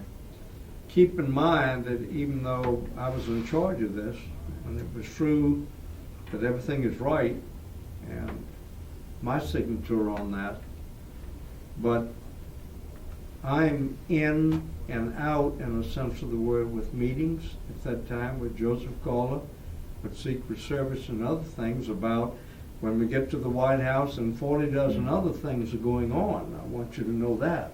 That was not just, I was not just sitting right there looking at Kennedy's head. But I would rather see if maybe Tommy can be very concise about it, and I'm sure he'll give you good answers, I would like to think. Good, we would appreciate He could that. probably give you some answers that I'm sure that you really need for this, and my God, it's been kicked around so much. Let me give you a card here with their number Yeah, on it. please. Okay. So give me. You can mail him one of these too if you'd like to. Thank you. Okay. I'll get hold to him as soon as I can. Now, he retired, got out, and he loves antiques, and now he's built up a hell of an antique business, so he's all over the country at antique shows and selling his wares. But I'll assure you I'll get in touch with him. Ed Strobel is dead. Van Heusen is a hard guy to get a hold of. He retired, and he's down some island down here in Maryland somewhere. But Tom is the guy really I'd like to talk to about this. And I'll have him get in touch with you.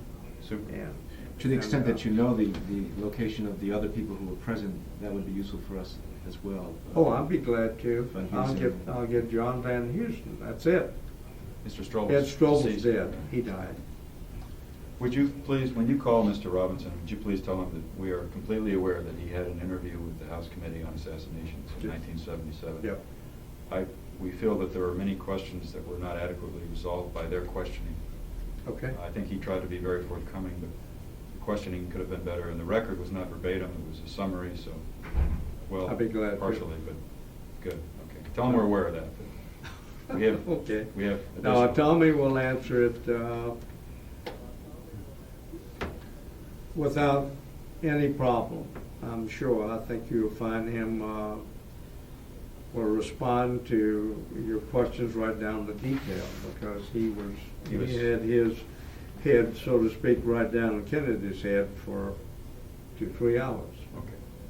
I think it might be useful to show Mr. Hagan the copies of the photographs. Okay. Sir, what we're going to show you, these are reproductions of photographs that purport to show the president's wounds.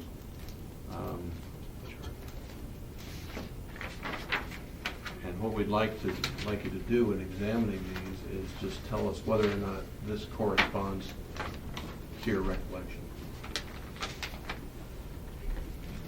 I will read out the numbers on these for the record. Hold on just a second. Yeah. Can we actually talk about this for a minute? Sure. I apologize. That's no problem. Off the record for 5 minutes.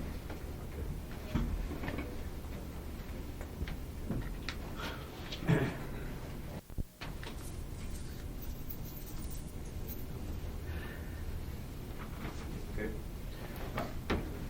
Mr. Hagan, when we were on, just taking a break a moment ago, I was looking through the records that you brought here.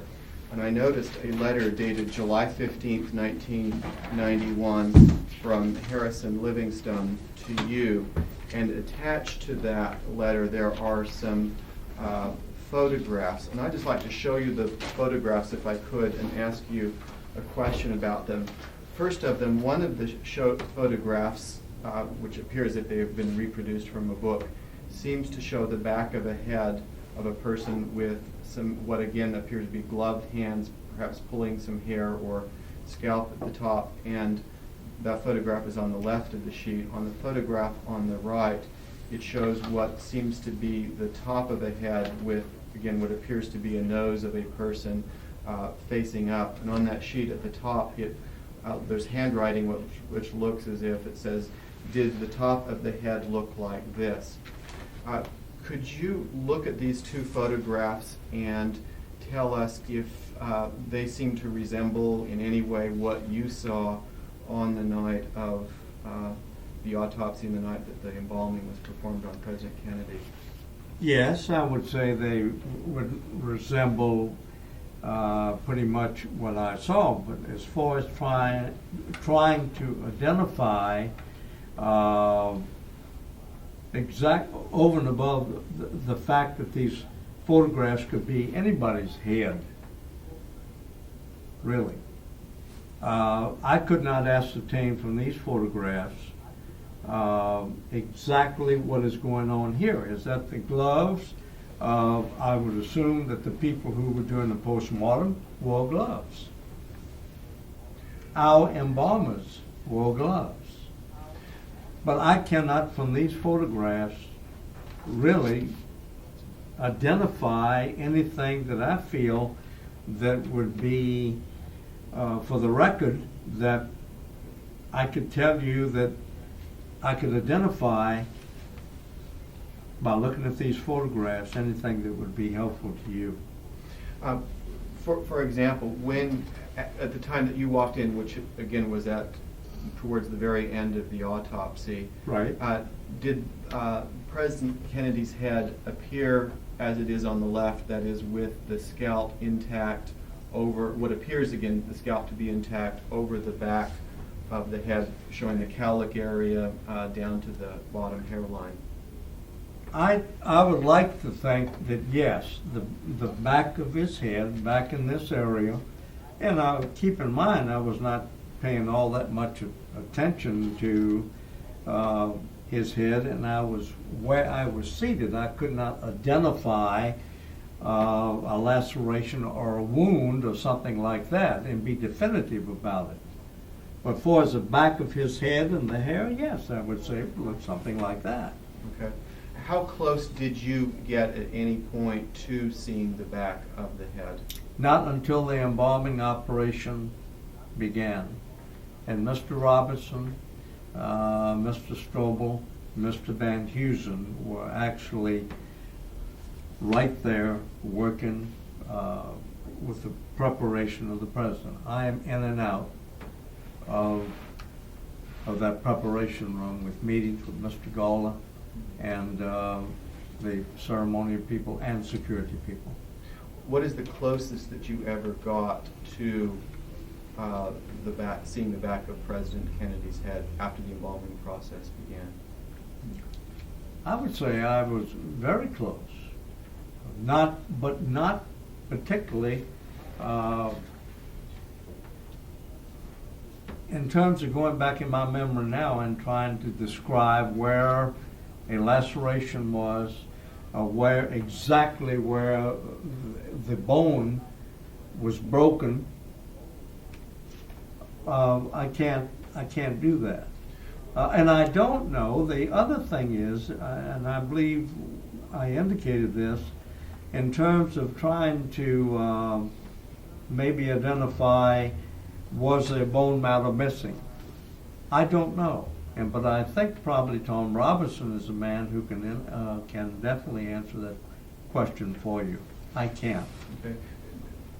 Would it be fair to say that although you were physically close at some point, that you were not focusing on that is correct. On the size of the wound or the shape of the wound? That is exactly correct. Thank you. That answers it better than I could.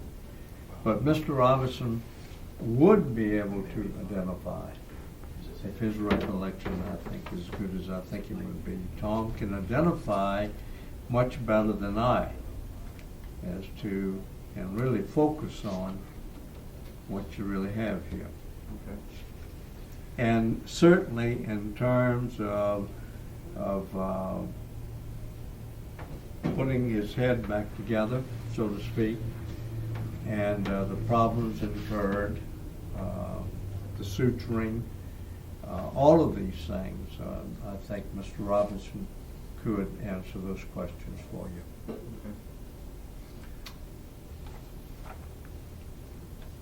We have two follow-ups on times, and they relate to documents you've shown us today. Now, I could be a little off on my timing, Sure. because that's been a long time ago. What we wanted to do Go is ahead.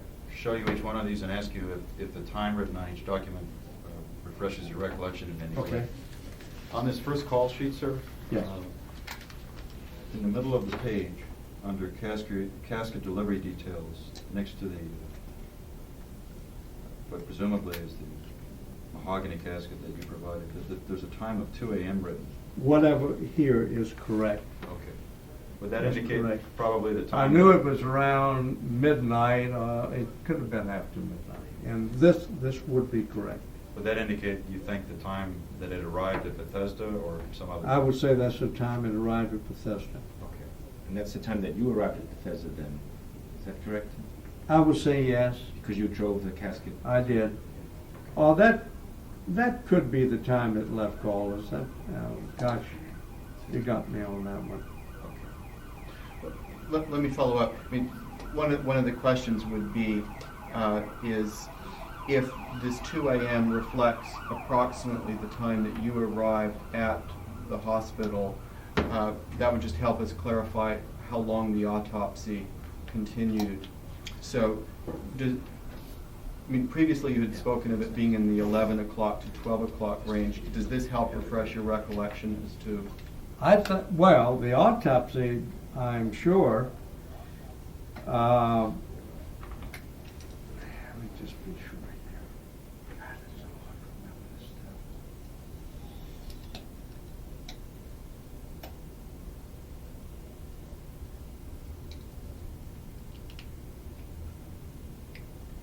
Gentlemen, I just cannot put that together in my mind. I'm sorry. I'm not going That's to fine. respond to that. I think maybe Tommy might be able to help us with that. I just can't. Could I ask you a couple of other questions on this? Please. Is anything on this first call sheet that we've been talking about in your handwriting? In my handwriting? Okay.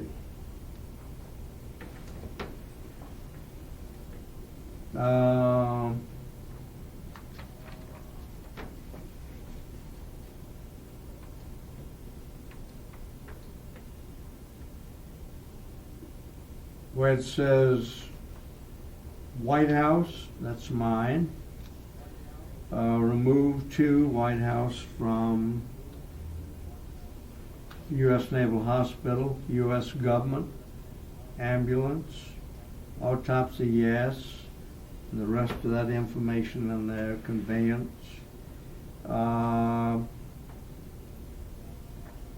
Arrangements, that refreshes my memory, 11 o'clock-ish, okay, in the selection room.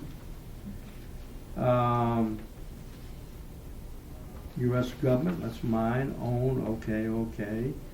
Susan embalmed, all preparation, dressing, casketing done at Bethesda Naval Hospital.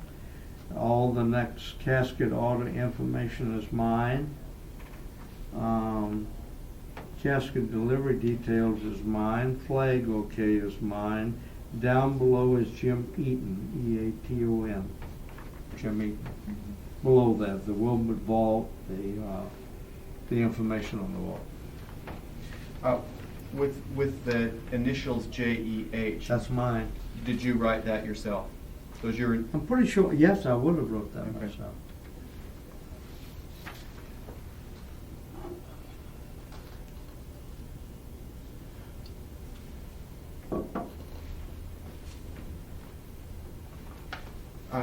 Do you recognize any other handwriting? Bill on- Galla.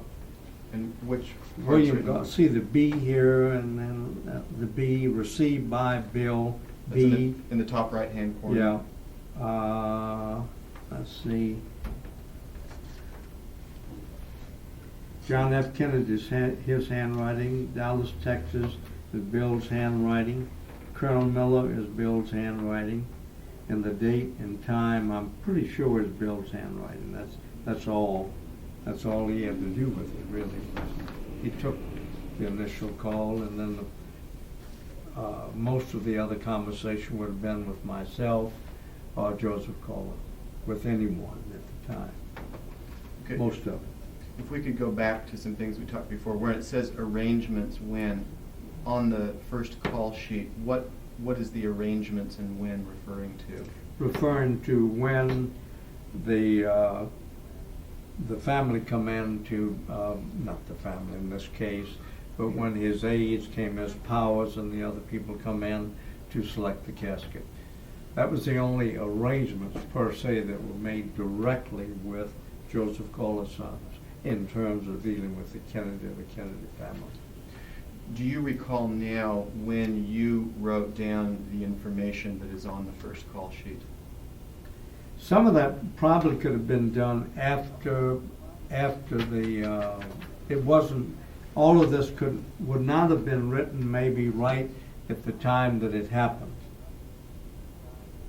Normally, maybe it would be, but keep in mind there were so many things going on, so many things changing, and that some of this information finally, to try and disseminate the time frames and certain other basic information here would have been even after the Kennedy funeral, because I had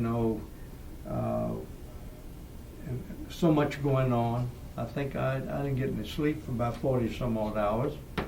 We were rehearsing with MDW certain things, and 100 meetings, I think. So some of the information I had to put down after I sat down and tried to think it out. When did it happen? The 11 o'clock could have been a little off.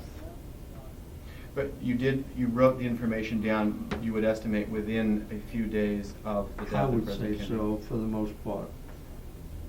I don't remember positively. Could have been a little longer than that.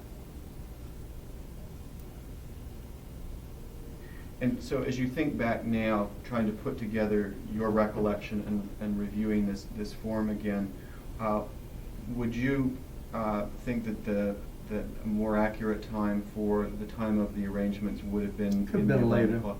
Could have been. I think all I can remember that it was around midnight. That's about the best answer I can give you, gentlemen. Okay. Really. Let me show you another document that you brought to us, and maybe you can tell us what this document is called. Just an arrangement. We call it an arrangement file. An arrangement file. And let me try and describe Okay. it very briefly for the record. It's a document that appears to be a little bit larger than legal size. It folds into three parts. It begins on the, if it is opened flat, on the top left-hand corner is the term embalmer's report. Then there's some handwriting and a figure on the far left, or of the torso on the far left of the embalmer's report. I'd like to draw your attention to the portion in the middle that says personal remarks. What typically would be entered in personal remarks on this document? When, for example, keep in mind we were not dealing with the Kennedy family. If we were dealing with a family, for example, they may have some very personal instructions that they wanted to provide us, something that was very special to them, that they wanted to be sure happened during this funeral ceremony. Or it could have been some personal comment in reference to a piece of clothing. And even though back here it indicates, you notice, a rosary bead on, jewelry, if there was some, people have all kind of ideas, some very specific instructions about the security of the jury, about whom it was to be given to after the service, very personal things that were a little bit out of the ordinary. Okay. Now, in terms of what is written there on this particular document, first, can you determine whose handwriting that is? Gentlemen, I have to tell you, I have a vision problem. I have a real serious retina problem, but I think I can see this. Put some other lights on there too. When I saw the body at the hospital, no, I think that's John Van Heusen's writing. No jury was present. Is that what you questioned? Yeah, let me try and read what appears to me to be saying. When I saw the body at the hospital, there was not jewelry present. Right. Okay. That's Van Heusen's writing, it looks like. Who was Okay. one of the embalmers. All right, and right below that writing, there are what appear to be two times. One is 11:45 and one is 3:30. Can you tell Probably that's your handwriting? 3:30. I think it is my handwriting, and I think probably, there you go. 3:30, I think, is probably about the time, I think, that we pretty well were finished up. Or either the time they said, go ahead and proceed with, when we finished up, and we were ready to dress the president, his clothing was there and what have you. That could have been the time that we totally finished up and his body could have been placed in the ambulance at that time. I just don't remember. 11:45 could have been the time that they started preparation. But to me, I thought it was later than that. Okay. I just can't answer that for you. Okay. I can't. I'm sorry. Let me try one other question I should have asked you before, again, with the first call sheet. Is there anything on the sheet that you recognize as being inaccurate or different from how you recall having seen that sheet before? And by asking that question, I don't mean to suggest for a moment that I think that there is or there isn't, but just to No. get your recollection.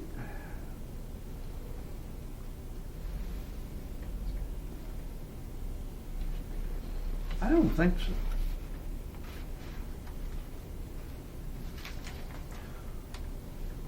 Okay. I don't think so. The only problems I have with any of this is the timing sometimes. Now, there's no question about this. This is the time that Bill Galla received the call, and I think I'd indicated for the record around 4:30ish. You're referring to the time of 4:25 in the top right-hand corner? Yeah, Bill Galla took that, and that's the time he put down. That is the time. That is correct. I said around 4:30, I think we took it.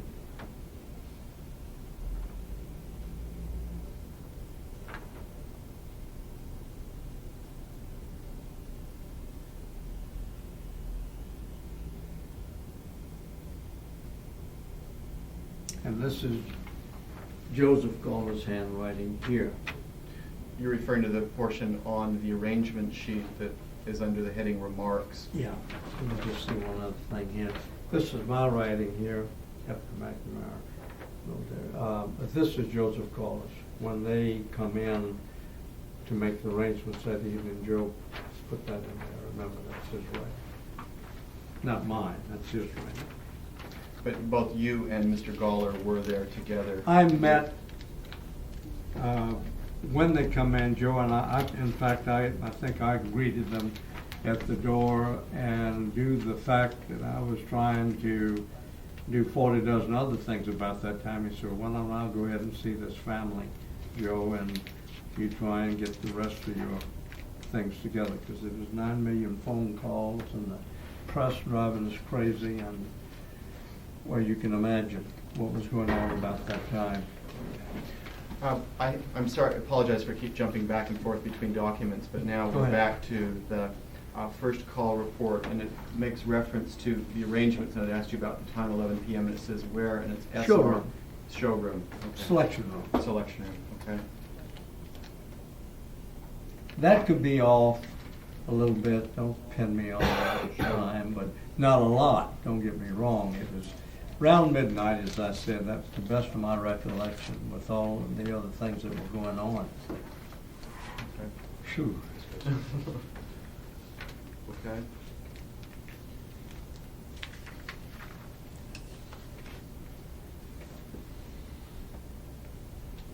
And as I said before, and I know it's not always wise to sound off for the record, but unless you're asked a question, answer it and shut up.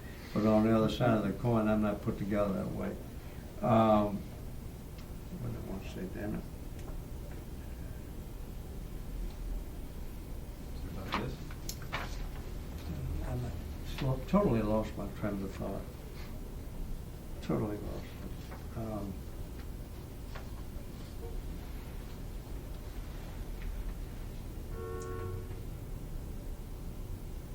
About sounding off? About the originals of that call sheet, first call sheet? Yeah. Thank you, counsel. The, you mentioned to me on the arrangement file there, as we referred to as arrangement file, and the inside, one of the inside sheets was a little anatomical diagram. And my thinking after that was all over with the extensive postmortem examination, with the wounds that the president sustained, that we were not the people to respond to a question and when you're going to pinpoint the actual damage that was sustained from the rifle fire, opposed to whatever,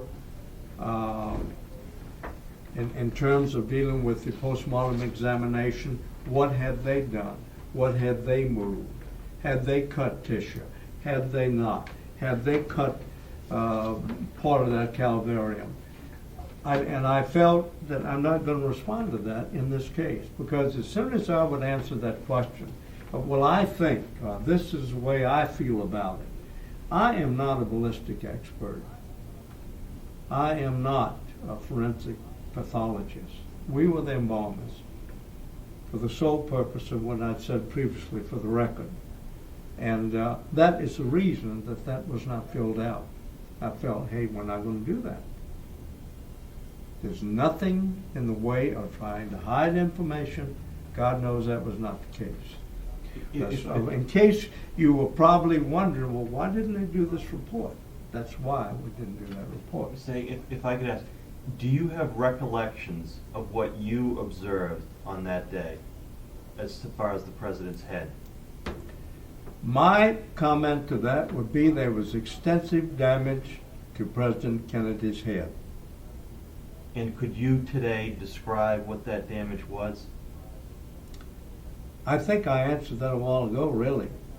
But the point is,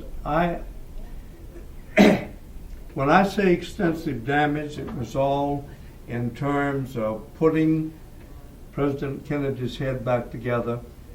It did not cause any major problem that we had encountered before. It was not damaged to the extent that we could not put it back together. We did that. And however, in terms of trying to determine what was done in terms of moving bone matter, what was done in terms of handling the tissue and the various lacerations or what have you, in terms of dealing with something like this, where you have an investigation of trying to find out the various trajectory that the bullet came from, all the arguments that were out there in reference to that, I did not feel that we were the people should be answering the questions in reference to the damage to the president's No, we skull. understand that, but you do have recollections today of what you observed. Go ahead. Yeah, Okay. I think I've But responded to that. would you be willing to draw that on the skull? Your recollections. I can just tell you my recollections without drawing it anywhere. Is the fact is that if I remember correctly, our biggest problem was trying to put roughly this part of the president's skull back together. And that's generalizing, but that's it. Could you describe where you just pointed with your hand? Just because we'd like to have it on the tape. I'm saying it was more to the rear of the president's head, and if I remember correctly, gentlemen, and this is the reason that I'd prefer Mr. Robinson answer these questions. I don't feel like that I want to respond to that question because my recollection is not that good, because once again my attention was not totally focused on the damage. My attention was focused on the fact when they get through with the preparation of President Kennedy's, through with the preparation of the president, I will look at it, I will examine it, and when I felt that it was up to our standards and the best that these people could do, I would make the judgment call that we are finished and ready to dress and casket the president. Did you make observations of the right side of the president's head? Not that closely. Only the back of the head? I would say the back of the head, and as I indicated to you in reference to the, the photographs we looked at, but I looked at the back of this head. It didn't look any more different, so to speak, at the time I was looking at it, not paying attention to where any damage was. I was not analyzing the damage of the president's head. If I would have been in Mr. Robinson's place, I'd be able to answer these questions for you just like that. I was not. And I don't want to answer a question and well, I think that's the way it was. I don't want to do that. Once again, I don't think that's what you need. we appreciate your offer to contact him, and we can I'd be glad to consider his do that. observations important.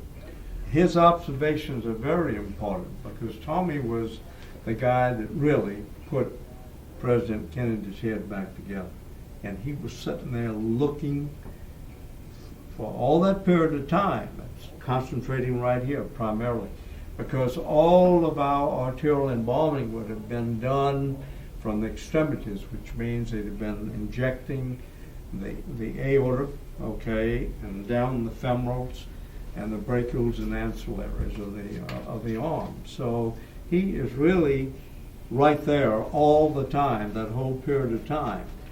And then when he began to do the restoration, put things all back together, same thing would be applicable. He is right there focusing on what he is doing. I was not. Otherwise, all I wanted is, I'm being very repetitious purposely, is the fact I wanted to be sure when they got through that the end result was up to the standards that I wanted, and that I was satisfied, and I was when they got through. Could I ask you whether anybody, whether the Kennedy family or the military or FBI or whomever, ever asked you not to talk about what happened on the night of the autopsy and embalming? They never asked me personally. I think you would want to put that question to Mr. Robinson. And of course now, unfortunately, other than John Van Heusen, I never heard John mention that anyone had mentioned it. But I would ask Robinson, maybe they may have, I never discussed it with anybody, but personally, no. I was never, the question never came up. Maybe the credibility factor that we have dealt with very important funerals before and presidents of the United States, maybe they felt that these people, we don't have to say that, I don't know. And that's the reason that just like responding to Livingston's questions, there's no damn way I was going to respond to his questions.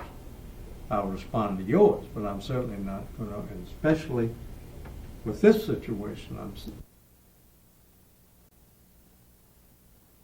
damage. And then I made my little statement, and fella, just back off, because we're not going any further with this. If you want to talk about other aspects of the funeral, I can keep you here about 4 hours. But we're not going to talk about the extent of his injuries, which is not the reason we were out there to begin with. We appreciate your discretion. Okay. Well, thank you very much. Appreciate it. Well, I hope I've been helpful. Yes, thank you Well, for I your have work. not, and I'm sorry I could not, in terms of the time frames, that's the only thing bothers me a little bit. I could be an hour off on some of that, and God knows it was an innocent mistake if there's one there. Sir, we mentioned this to you at the beginning. I don't know that we did it with the tape rolling, so I'll say it now. What we will do with the tape is we'll make a transcript of that, Fine. and we will provide you a copy of that transcript. And when we do, perhaps you'd like to look it over and see if there's any corrections or anything else that you might want to add or change in there. We'll give you an opportunity to do that as well. And then Appreciate that. if you do make any corrections, we'll add those corrections, and we'll give you, for your own records, a copy of our conversation today. Let me explain something. Thank you. I appreciate that, because usually that's not the way it is. The media certainly doesn't extend that courtesy. They take everything out of context that you've said. I want to thank you for recovering my record. I probably know where you got that from. Probably Russo, maybe. I think it was Russo, and the reason being, Livingston, I don't know. There's so many of those guys out there, but it had to do with this. Wait a minute, or maybe it was an article in Newsweek. One of their writers trying to make a big thing out of it that there was 3 caskets used. One of them went out. One of them went out. His body went out one side of Air Force One. And the casket that you saw on television, there was nothing in it. And the 3 casket deal all come about. And they said, well, you say right here, a metal shipping casket. What are you talking about? And I defined that to them. And I don't remember who that was. And I said, here's the sheet, right here. And he said, yeah, but look what it says, a shipping casket. That was a bronze casket. That's not a shipping casket. Now, to the best of my recollection, that's how this come about. And I wanted you to know we have not disseminated it out there to Tom, Dick, and Harry. There's nothing here to hide. I don't mind anybody this day and time seeing it. But that's the reason for that. He thought he had a goodie going here, I guess. The fact, oh yeah, here you are. Sure, there was 3 caskets used. Are we still on the tape, or is Yeah. that on the tape or not? Yeah, it is. I have a question, Mr. Hagan. I noticed you have another set of records there under the original folder. I'm just wondering what they are. These are sequences, time sequences by MDW of the when each particular thing happened. And these are copies that you had because of Now, your these are I looked at these records to refresh my memory. These are strictly military district of Washington's records in reference to the state funeral. It has nothing to do with. But you received these because of your connection to the funeral? Is that? Yes. Like they hand these out at a meeting or something, right? No. Colonel Miller let me review those. He just wrote a book.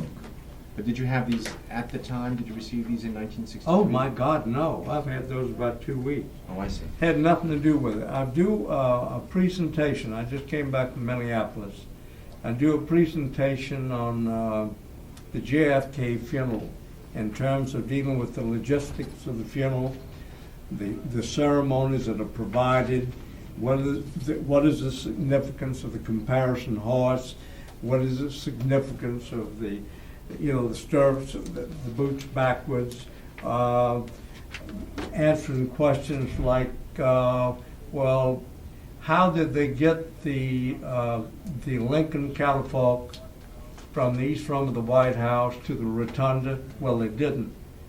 They were using sort of I think it was when the World War II veteran and Korean veterans were brought back. If I remember correctly, they built a replica of the Lincoln catafalque. And the replica was used in the East Room, if my memory is right. And the original Lincoln catafalque was used in the rotunda, which it always has been for 98 years since Lincoln was on it. Is this Colonel Miller's record? That's his personal records, and he told me you guard that with your life. But that's strictly the military ceremony end of it. There's nothing in there about what we're talking about. Mr. Hagan was kind enough to give me Colonel Miller's phone number and actually suggested a few weeks ago that we may want to contact him. Yeah. Colonel Miller now, in terms of, oh boy, those first few hours, I don't know how the man survived because there was so much had to be done, had to be put together. The logistical approach to it will blow your mind. And something very interesting. We on record? Yes. Yeah, I don't mind.